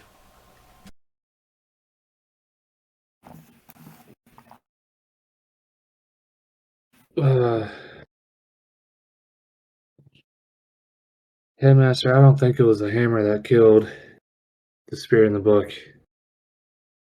What makes you say that? Did you slip a few blades in between some ribs on your way through the Silver Queen's pockets? No, sir. It's either just a crazy dream or a premonition that my deity gave me, but not a premonition exactly, because this is past events, but a vision of sorts. I believe it was Marineth. Last night I saw her in my dreams, and I saw her. She was praying to him as she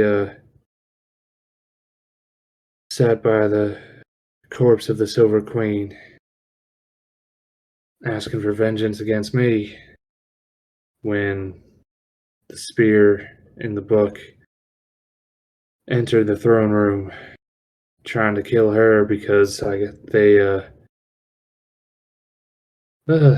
I'm guessing they assumed that she killed the Silver Queen, which might be part of our fault there, which is another matter we can get to later. But she slayed them in my vision, and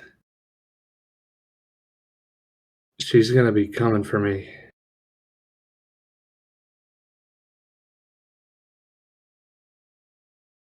And I'm This is not most sure if disturbing news indeed.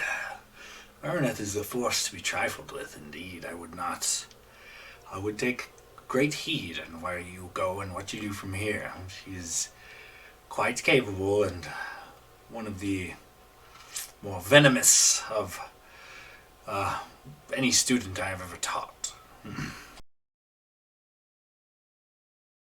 Yeah. Yeah, I think saying I'm stressed is a understatement right now.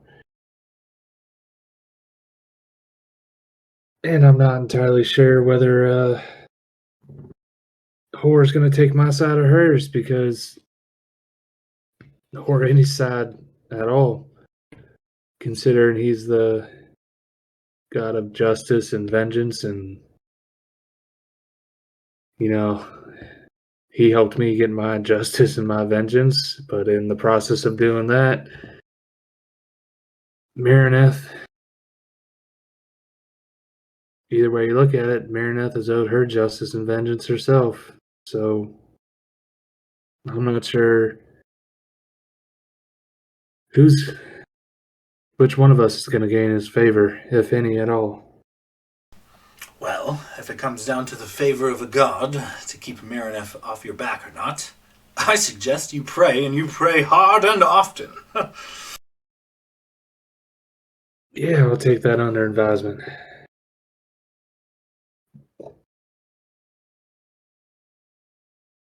Well, few preparations have been made. Locris, at this time, a package arrives for you, delivered by a couple of dwarves, and they lay it at your feet and give you a slight bow. This is what you asked for. Thanks again, and pleasure doing business. And they kind of walk off after that. The guildmaster kind of looks perplexed for a moment and kind of waves it off. Well, I will be out helping these students if you require me. I'm only a short way away. So carry on, and please do let me know what your plans are from here. I've got a few things to organize and some refugees to help try to rehome. So I'll see you about. And he kind of takes his leave. Lucas will reach down, open up the package, take a look. So, to commemorate what's happened here these past few weeks, I think it's been, I went out and I took those badges that we took from the bounty hunters we've come across, and I hold up one of them, and dangling from a chain is a silver skull with two small golden eyes.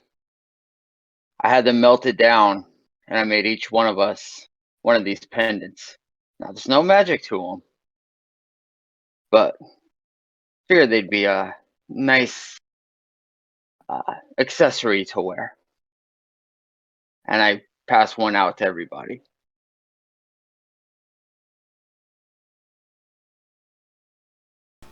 Yeah, a trophy of the slain bounty hunters or slavers, as you guys have come to know them. Certainly. And made by dwarven hands nonetheless. It is very finely crafted. As you go to pass Gladier, his Renwick will snag it and be like, "Oh, best put that in the bag for you, buddy. Something tells me you're not going to want to be wearing a silver pendant." Oh, well, What's wrong, Gladier? yeah, silver's kind of. Well, I talked to as Renwick probably noticed it on the ship, I'm sure, with the sword. But I ended up talking with from Blade's encouragement. Ended up talking with the headmaster, and apparently the Silver Queen left some sort of spirit curse on me, and silver's not really great for me right now. You know, it's Do you kind mind if I try something? of sure. I mean, I trust you. So, been having dreams, and my, I guess, would be called patron keeps saying I have fleas, and he imbued me with a way to get rid of them. I don't know why. Things have been getting better, and I'm going to walk over. I'm going to cast Remove Curse on Gladier. And as you do so, it definitely has some kind of effect. You see this a now developing hand-shaped scar of silver has begun to become prominent on the front of Gladier's throat. And as you cast this Remove Curse, it does dissipate back to the golden scales of Gladier's normal form. But only for a few seconds, unfortunately. After a short time, it does slowly reappear. It would seem that your removing the curse is only a portion of a way to get rid of this particular ailment, though it does look to have some effect. The remove curse spell does remove the effects of Gladier's curse. However, only for a single round. So you could potentially hit him with one of those in combat to nullify the effects, but it will only nullify them for a single round. However, the remove curse spell you have is strong enough to break the curse you have upon yourself. Yeah, but I mean, so far it's done nothing but positives. True. You hear a laughter in your mind. Chaos. Well, at least you know it's something possible. You just need somebody probably with a stronger magic than what I possess. Well, So Locris, we'll just hold on to it for now. I still appreciate the gesture, and I can't wait for the day that I can wear that pendant proudly. And I just, give him a like, clasp, like forearm handshake, like, no, was it like Beastmaster? Where they just grab each other's forearms and just, you know, shake him and clasp him on the back. And thank you, Locris. I really appreciate the gesture.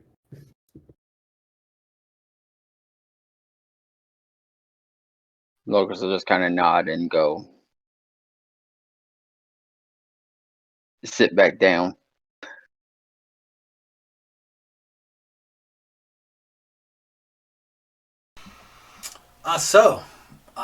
As you know, the day kind of progresses. More servants come in with our students come in bearing some platters of food for you, and as they go about their business of their day to day. What does the party want to do from here? You have a heads up on a potentially secret location north of Wormhearth Forest. You know that Valinor is currently trying to reconstruct some of the city of Gethmara and Gethmara Keep. You know that the headmaster is currently trying to organize not only jobs but housing and whatnot. Got his hands quite full with a plethora of refugees, and as the day kind of progresses, he keeps you guys informed with messages and things, but not directly at this point. A student will show up with a parchment or two, but it appears after a few hours, the latest news is that not only are all of the Silver Soldiers fleeing to the southern lands in mass, but many golden dragonborn and others, many that have been taken as slaves, have slowly been finding their way to the northern shores and are making haste to their previous homes, be it Greenthorn or Gethmara Keep. Unfortunately, Hammerton Village was destroyed, so there were more refugees coming with no place to go. So, what do you guys decide to do from here? So the Alliance Isles, I'm assuming at the very least Renwick would know where they are, but are they like north? Are they I'm looking at the continent map. Are they the one? Okay. So the west, if you're looking at the continent map, the entire western side of Hordenshire is actually a couple thousand feet of like raw, sheer cliffside that crashes straight down into the ocean. And as far as the Alliance Isles are, they are basically directly east. Well, let's see, north. They're directly west of Hordenshire. So you would know that they're definitely in the seas to the west, but there's really not at least any known easy access point to get to the actual water itself. Well, we found out that information that basically said that there's a secret slave camp that they're using to transport the slaves from Hordenshire into the Alliance Islands. So it sounds like that's probably our next place to go. We head to this secret camp, we try to find passage over to the Alliance Islands, and we head to Hero's Perch. See if we can't figure out what this graying is. Find my dad before it's too late. If he's got that many clerics around him, there's something bad happening. And I don't trust that he's going to pull through it without a little help.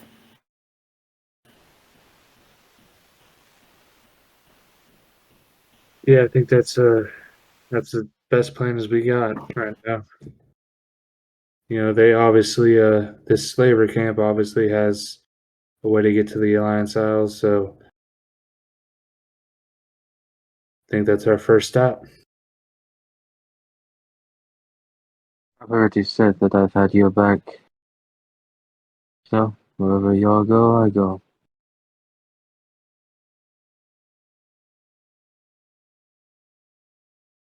Well, I guess we head north. Well, Renwick will look over at Blade and Locris and be like, well, that's 3 out of 5. I know we just toppled a government and, well, unleashed hell. A variety of people, but are you boys up for another adventure?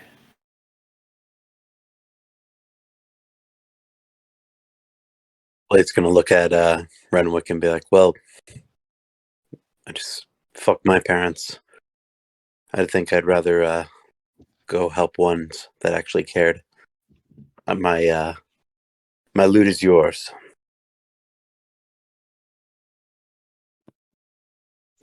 I've learned what I've been seeking by going on these adventures, and I'm sure there's going to be more information elsewhere. So that's all I'm looking for. Sure, let's go north. But anybody want that cape? Oh yeah, I guess we should divvy out this loot. Yeah, I figure we'll throw any of the jewels and whatnot together and split the price of those, but we've got these magic items that we could divvy out amongst the party. And Who still has a low AC? I'm sitting on a 17, I believe. I want a 17 as well. 17 from Blade as well.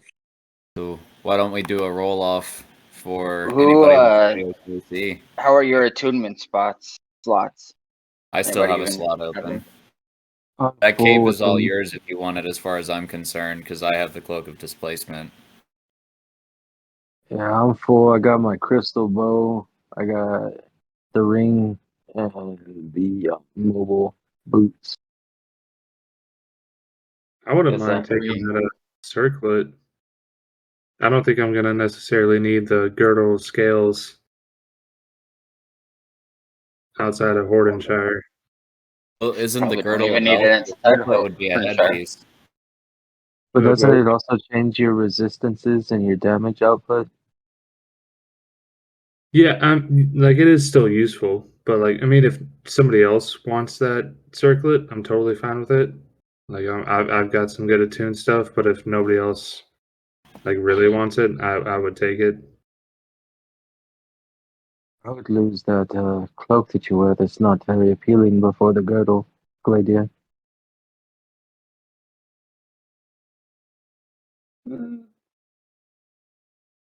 Oh, that is fair. I don't know. I guess it depends because the cloak I have gives me resistance to all slashing damage, non-magical. And then, but if I traded it out for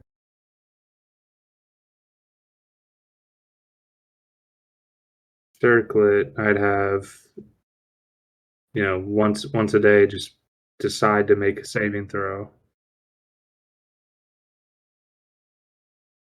Yeah, I Yeah, mean, between the two, the circlet seems like of the two. I'll forgo the circlet and the cape, but I'd like to throw my hat in the ring for that ring of protection. I would like the cape, and I would argue Renwick should use the ring since he does get up close. So having the higher AC can be yeah, crucial. It'll yeah. also make it harder for them to pop my cloak of displacement, and so it should last more often. You're also squishier than the rest of us, I think. And he's Yeah, I about the mean, same as the two I don't distant have a ton of guys. health for a character that's up in melee constantly, so Yeah, I'm kind of beefy, so I'm not worried about the ring. Yeah, I'm pretty. I can be squishy, but I make up for it in speed. yeah, I'm not very fast. I've got little legs.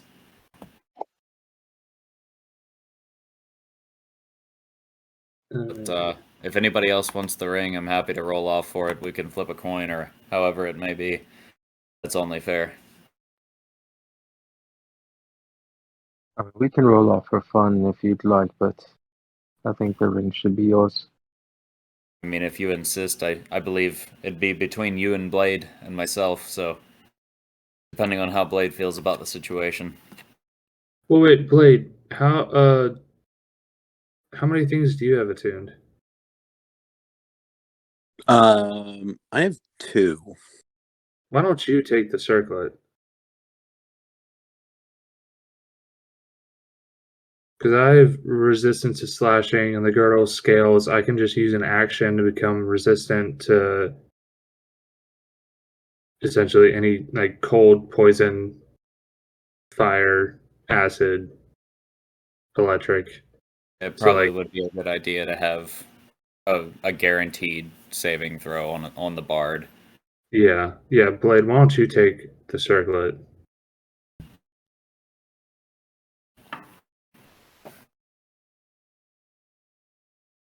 Plus, I think it would look good on Blade.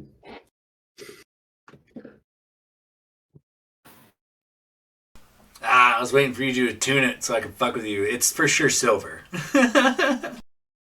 I thought about that too. I was like, wait, because I couldn't remember the description. I was like, did he say it was silver? A silver circlet with a couple of moonstones in it. Yeah. Yeah, I think that seals the deal. Glader would like be kind of intrigued, and then he'd see that it was silver and be like, you know what? Never mind. Blade, that's all you. No, makes sense being silver string. Yeah, Blade, silver string, silver circlet. There you go.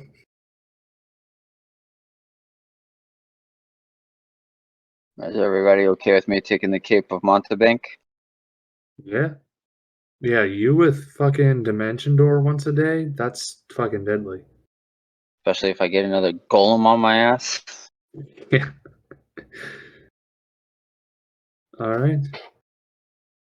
All right, so as you guys kind of get these items to where they need be, maybe divvy up a bit of treasure.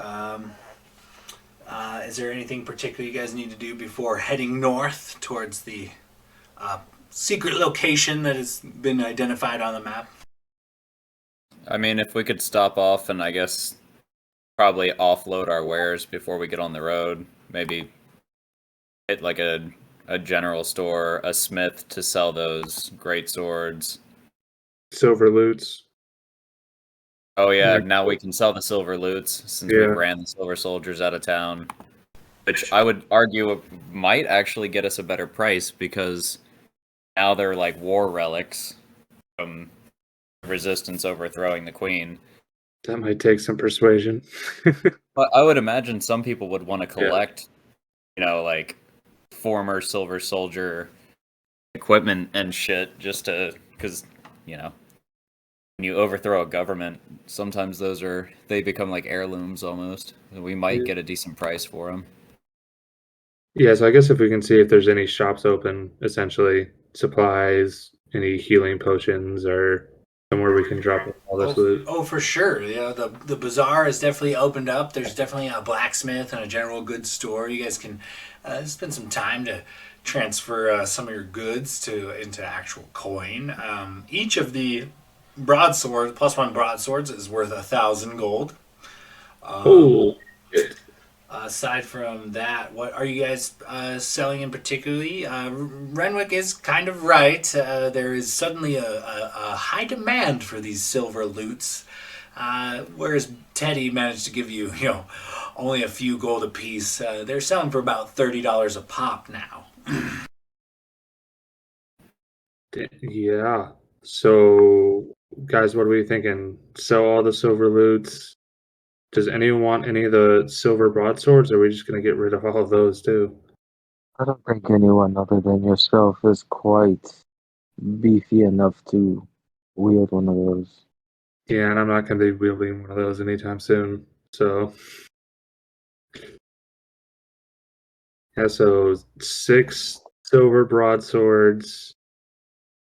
I think 8. It was 4. I think it was 4 4, silver yeah. broadswords. Okay. One for each royal guard. Yeah. So 4 silver broadswords, 8 silver loots, the 2 jewelry boxes, that we found in the So queen. each of those jewelry boxes is worth about 1,000 gold a piece as well, if with them and their contents. So And then, do we want to try and sell that the ornate box that Renwick found the 1,000 platinum in? Was that box magical with the carved silver dragons on it? no, but it was just very fancy and intricate. Okay, yeah, I mean, it also I guess fetched we'll ask for a 1,000 price gold on that. pieces. You said 2,000? 1,000 for the chest as well. 1,000 heard. Holy shit balls. You said 30 a piece for the silver loots at 8, so 240 gold. Damn. We're fucking rich, boys. Let's see, boys, let me... You Just also want had to- that the platinum that was in the chest Yeah, as he said well. that was Yeah. 200 Yeah. and something GP. 200 200 platinum a piece. Oh yeah, 200 platinum a piece. So that's 2,000 gold. Just from Points the. of all here, fellas. Logus would also like to go around the bazaar and see if he can find a specific spell scroll. It's a level 1 spell. He was looking see if he can find familiar. Hmm. Yeah, probably a level 1 spell. They have a multitude of spell scrolls and things. Give me an investigation check. And Renwick would also like to stop by like a jeweler or somewhere to offload these gems. Okay, yeah, for sure. It is not hard to find a jeweler to offload some of those gems. Logos, you do find the spell scroll you're looking for. Normally 300 gold pieces, but due to you having recently acquired a bit of fame here in Hortonshire, she offers it to you at half price, 150 gold for the spell scroll. Renwick, Gold. you managed to sell as much of those gems as you'd like. Are you what are you selling? Everything, or is there something in particular? Or Should we trade some? Boys, speak now if you want to keep any of these gems. If not, I don't see a reason to not liquidate them and just spread the gold out. How much we got? 12 12 moonstones. moonstones, 7 bloodstones, and 1 garnet stone. alongside that, you also have a jeweled platinum ring. Was that not the ring of protection? No, the ring of protection came straight off of the queen. You found an additional ring in her jewelry area. Ah, jeweled platinum ring. What could we get for that? Actually, you know what? I think we should keep that jeweled platinum ring because it has the queen's insignia, and that's a pretty cool memento. Can I just keep 1 moonstone and 1 bloodstone just for the heck of it? You never know. Absolutely, it's your guys' loot. You do what you want. Yeah. I mean, that's fine by me. I'll keep them in the bag just in case we need them, but we'll sell 11 moonstones, 6 bloodstones, and the 1 garnet, I guess. So I might have to double check, but I'm pretty sure the moonstones are 50. The bloodstone is also worth 50 apiece, and the garnet I think is an even 100. Okay, so It's 100 GP for the garnet. It was 50 a piece on the moonstone times 11. It's what, 550, I think? Yeah. Yeah, D&D Beyond says Garnet is 100. Locris is just going to look for healing potions since he burned through his. Unfortunately, the bazaar only has the standard. There is a clergy in town you could potentially purchase higher potions from, but the bazaar has 50 gold per standard healing potion. And I'll take 3. Perfect.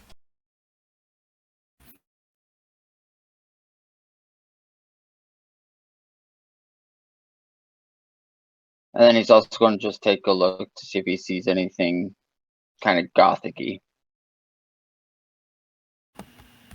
Gothic-y? Just Like weapons or armor or items? no, just something cool and unique. Yeah, roll me There's an actually investigation. there's actually a Gothic trinket table that they released when they did the Curse of Strahd. Oh, damn. I'm going to have to acquire some of these. Go ahead and roll me an investigation check.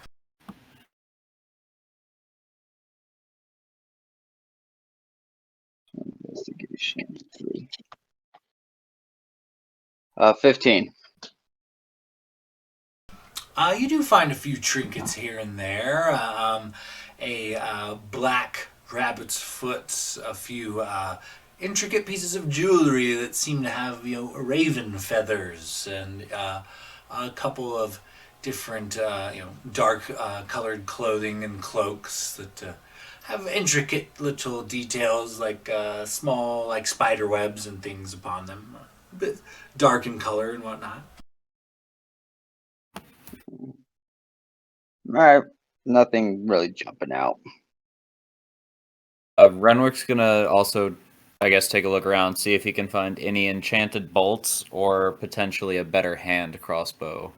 But I think that's about the extent of what I want to do. Also, give me an investigation check.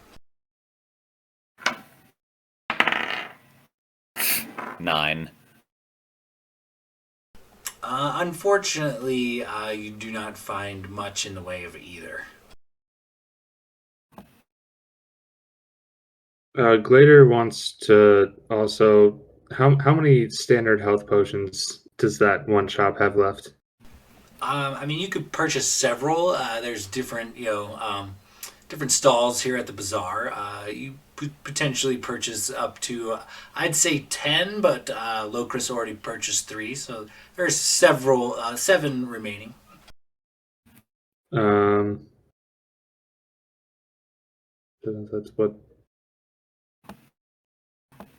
Yeah. So that'll be a total of 350 gold for all 7. Yeah, they're 50 apiece, so. Fuck it, I'm gonna buy all of them. 7. Perfect. You clean out the stock of the bazaar. And I'm just gonna let the party know if anyone needs any healing potions, just let me know. I got you.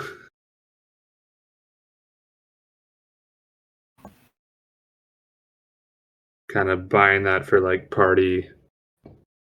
full party use, not just for myself. How many did you buy? 7. And how much did you pay? 350. Heard.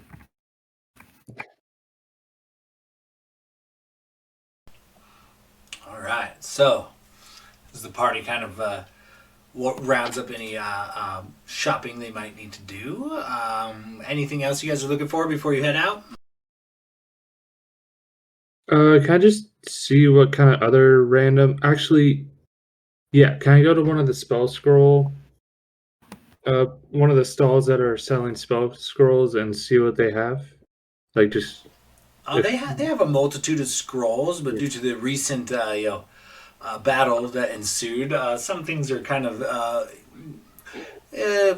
we'll say some are in stock, some aren't, but for the most part, you could get just about any first level spell you want at this bazaar in the form of either a potion or a spell scroll.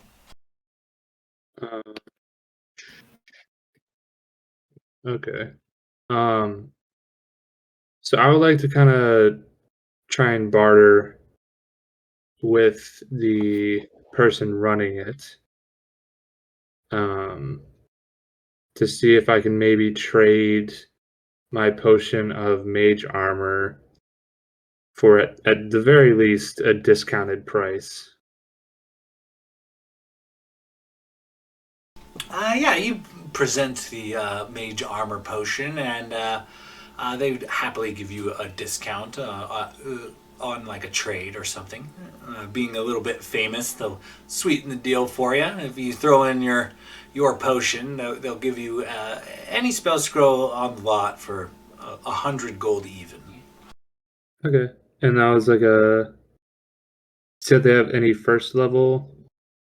Correct. They have most first level spells in the form of a potion or a spell scroll. Okay.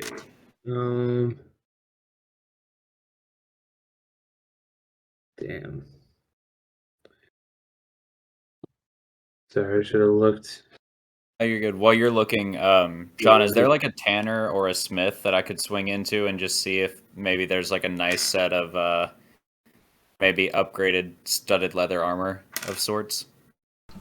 Certainly, the smith across the way. Got to cross the bridge to go to the smith, but go ahead and give me, we'll say, another investigation check as you go check out some of the wares that this guy's got.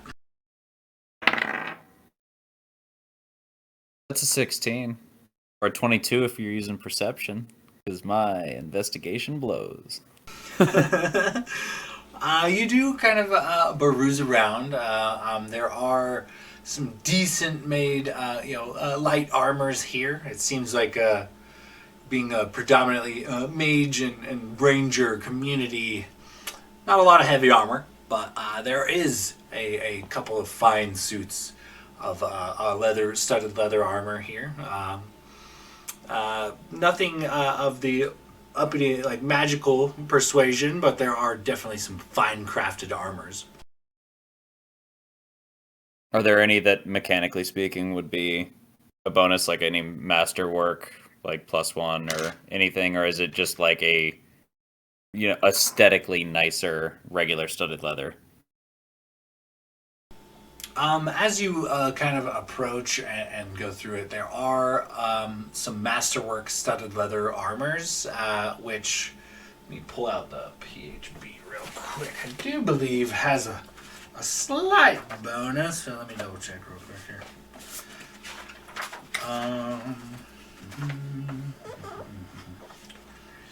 Okay.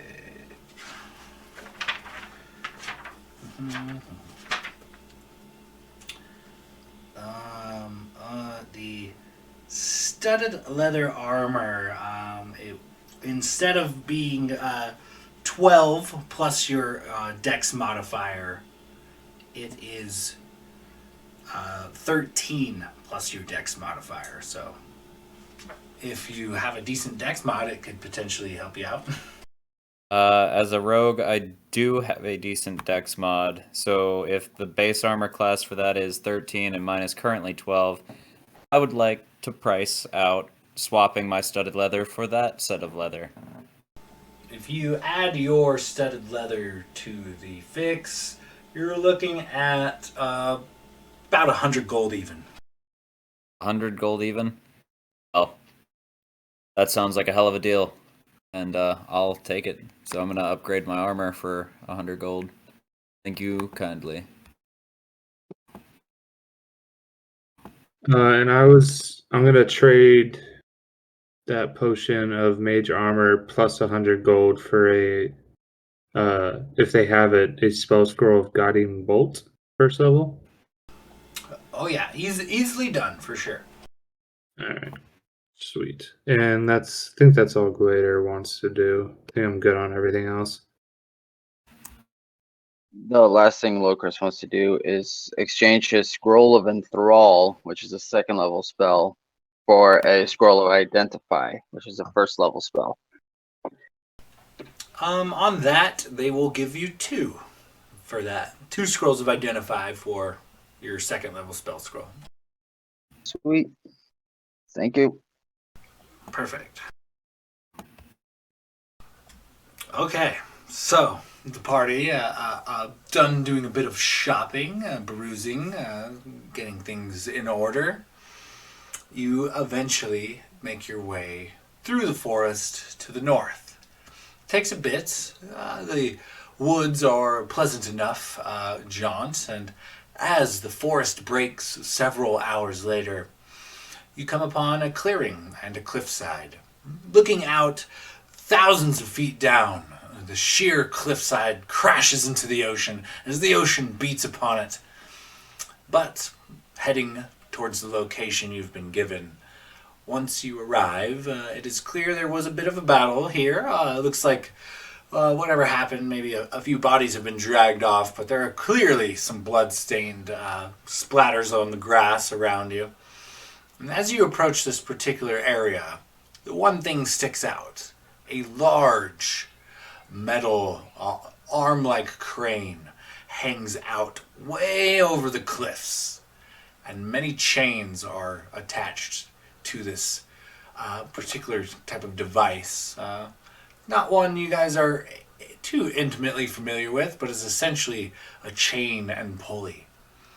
And as you kind of tug on the chain and pull up whatever this is being held, slowly but surely, a rather large slave cage comes into view and rests just off of this cliffside, being held aloft by this long iron arm of steel that seems to have been mounted here, probably for this very purpose. But it does look to at least be able to safely lower you down to somewhere along the cliffside at the bottom.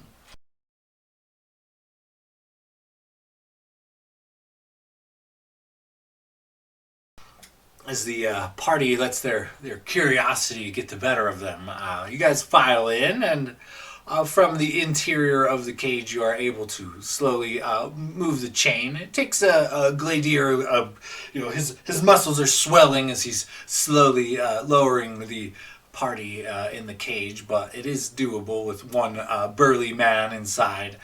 And as the cage lowers closer and closer to this ocean floor, it seems to pivot drastically. And suddenly you guys find yourself sliding rather quickly straight towards a rock wall.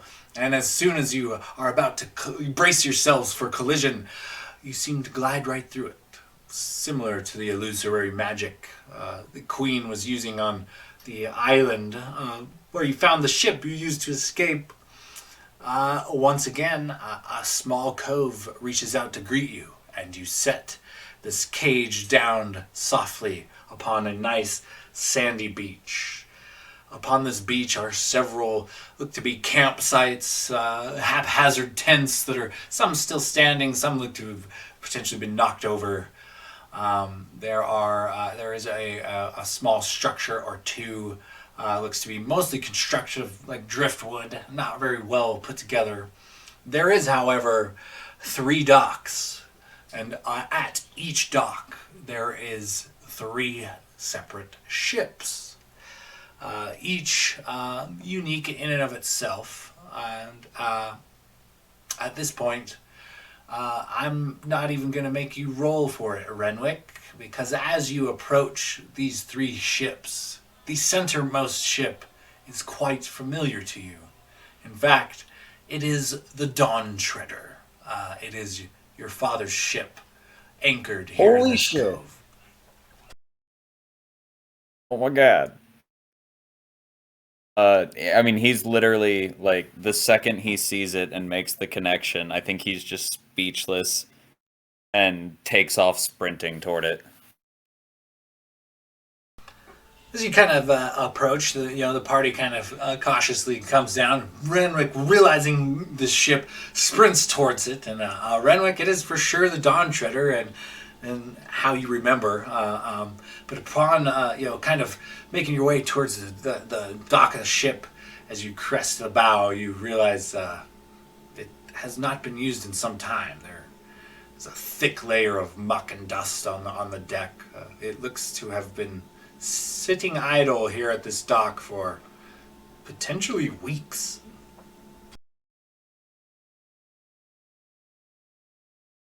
As he's coming up, can he make a perception check for, like, does it look like it sustained any damage, or are there any, like, signs that, like, can he gather, I don't know, I guess if it looks like there was a scuffle or anything like that? Does it seem intact and just, like, out of use? Go ahead and give me a perception check as you kind of look around the boat.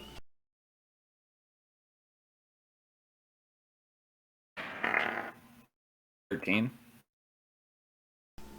As far as you could tell, it looks to be pretty decent shape. It's definitely seaworthy. It looks like hasn't been attended to in some time. Nobody's cleaning the decks or anything. Where some things might typically be hauled, crates and barrels from your days upon the ship. It's definitely been outfitted with cages and things. It looks currently to be outfitted to be like a slaver transport.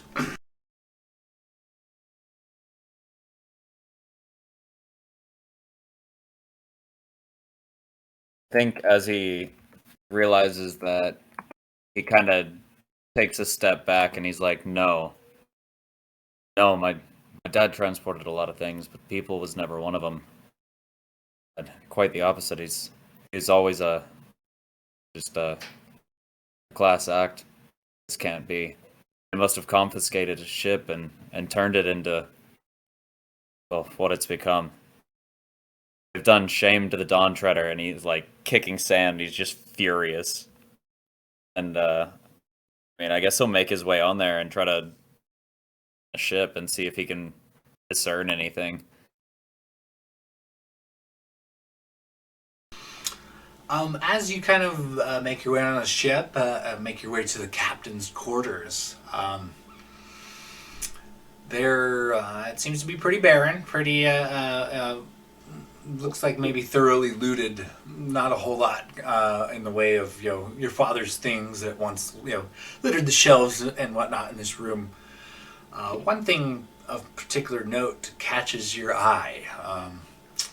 In the captain's quarters, there is a single parchment, and on this parchment, there are looks to be several names, and they're flowing in this script, almost like the script is moving. And as you look these names over, the Dawn Treader, the boat you are on, is listed on this list, and before your very eyes, one of the names just has a single line drawn through it. It's the Ghost Martyr. A single line gets drawn through the name Ghost Martyr, and it then fades into nothing and is no longer upon the parchment. As far as you can tell, this looks to be a list of active ships of some sort, and the Dawn Treader being counted amongst them.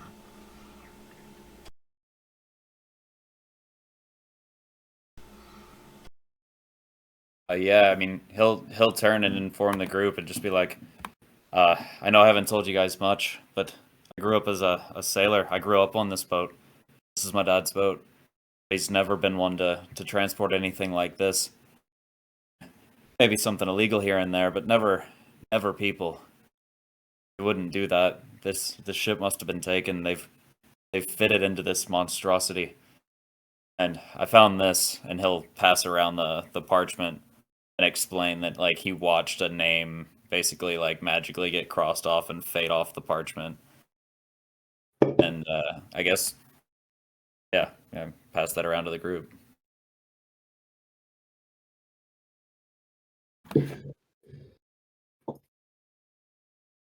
Well, Renwick, I've trusted you so far, and that's I trust that trust isn't going away. So, if you say that this isn't your father, then I believe you.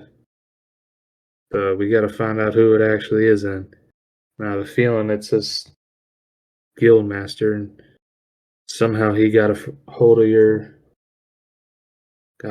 father's ship. Yeah, you said it yourself. Your dad's laid up somewhere sick, and the headmaster said he hadn't seen him for what, months? So chances are he left it to the crew, and they either got ambushed or they turned on your dad once he turned ill. Well, we can't change what's happened, but we can course correct. And well, we needed transportation. So you boys are going to get the fine pleasure of taking a ride on the Dawn Treader. And I think he's just going to kind of like quietly go off to himself, kind of just taking it all in, looking at the ship, like shaking his head every now and then, maybe like wiping some of the muck off, dusting things here and there, like checking the ropes and the rigging, and just kind of almost reminiscing, but sadly looking at what the Dawn Treader has become. It's definitely still a seaworthy vessel, and you can tell that the outfitting for the slave gear is rather new. The fresh screw marks and nails in the wood and whatnot. So it has not been this way for long, but maybe a few months at the most. But it is still seaworthy, and as you kind of reminisce about your future, I think this is where we're going to have to end our session, boys.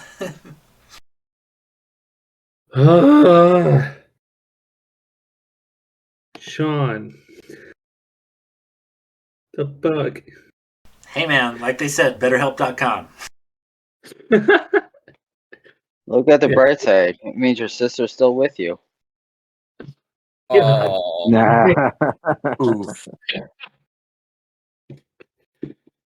Uh, So, fuck. so, like, would it be rude to give you the potion to drink if it has your sister's heart, or would you then just always be keeping her close to your heart, in your stomach? No, it just means you'll get to shit on her one more time. Oh, Oh, yeah, I don't know if, yeah, Glader wouldn't want to.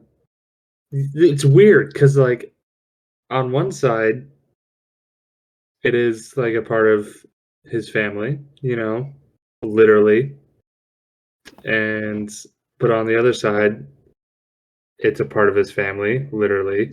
Like, do you keep I it? mean, Do you she's take it? dead. Do you give it to someone If else? you if she doesn't get used, she died for nothing. You can't change it that she's gone. So at least let her be useful. Yeah.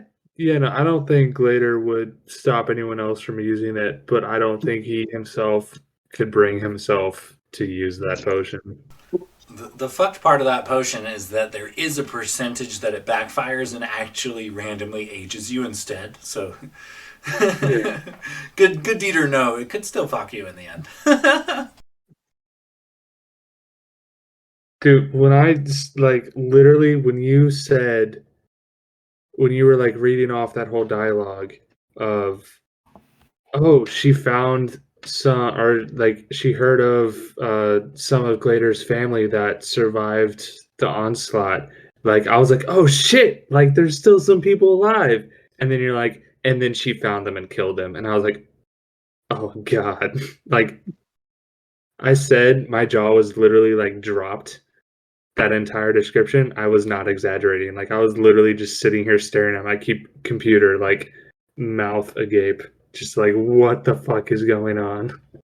I mean, adventurers need a little trauma. Nobody happy with their life goes on an adventure. Like, hey, you want to go kill a man-eating lizard that breathes fire and potentially swallow your soul whole? Nah, I just got married. I got like 5 kids, man. I'm out. That never happens.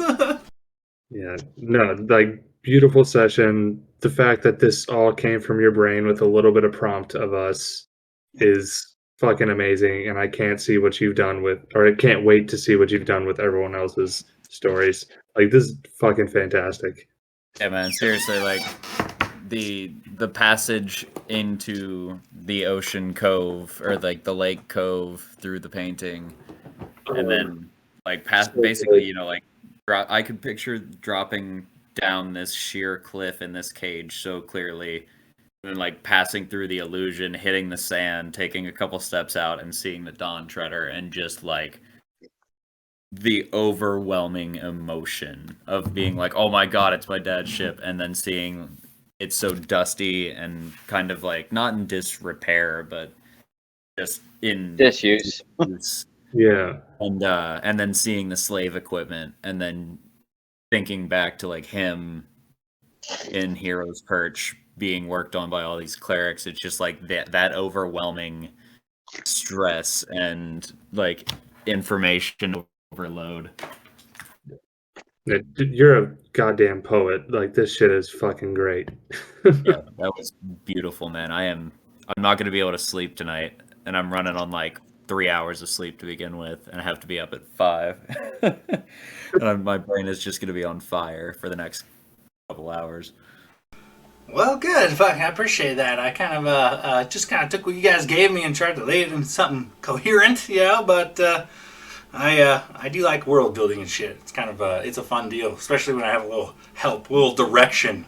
Don't necessarily have to pull it all out of my ass. You know what I mean? So yeah, and also, hey, guess what? Finally, we completed somebody's arc. At least one of you doesn't have fucking plot armor anymore. So, bringing on the TPKs. No, Meredith is still out there. He still has a little plot armor. And he still has a curse. Out there to fucking kill me. But hey, I set up a armor redemption works. arc, maybe. Hey, I do have a question, Alec. Are you currently carrying any silver coins? Oh shit, you're right. I actually do have 14 silver pieces. Disadvantage on you, disadvantage on your family, disadvantage on your cow. You know what I mean? They're At least quite now we know we literally- can just flip a silver coin at Gladiator once in a while to fuck with him. Yeah, they're quite literally burning a hole in my pocket. Well, fellas, it was a great sesh. We'll start not next week, but the week after with a new arc and whatnot. So, once again, thanks for hanging out, and keep in touch with me on the socials. I'm going to have to roll on out of here. Yeah, I'll send you guys a message in the group chat this week about the one shot that I'll run for next week.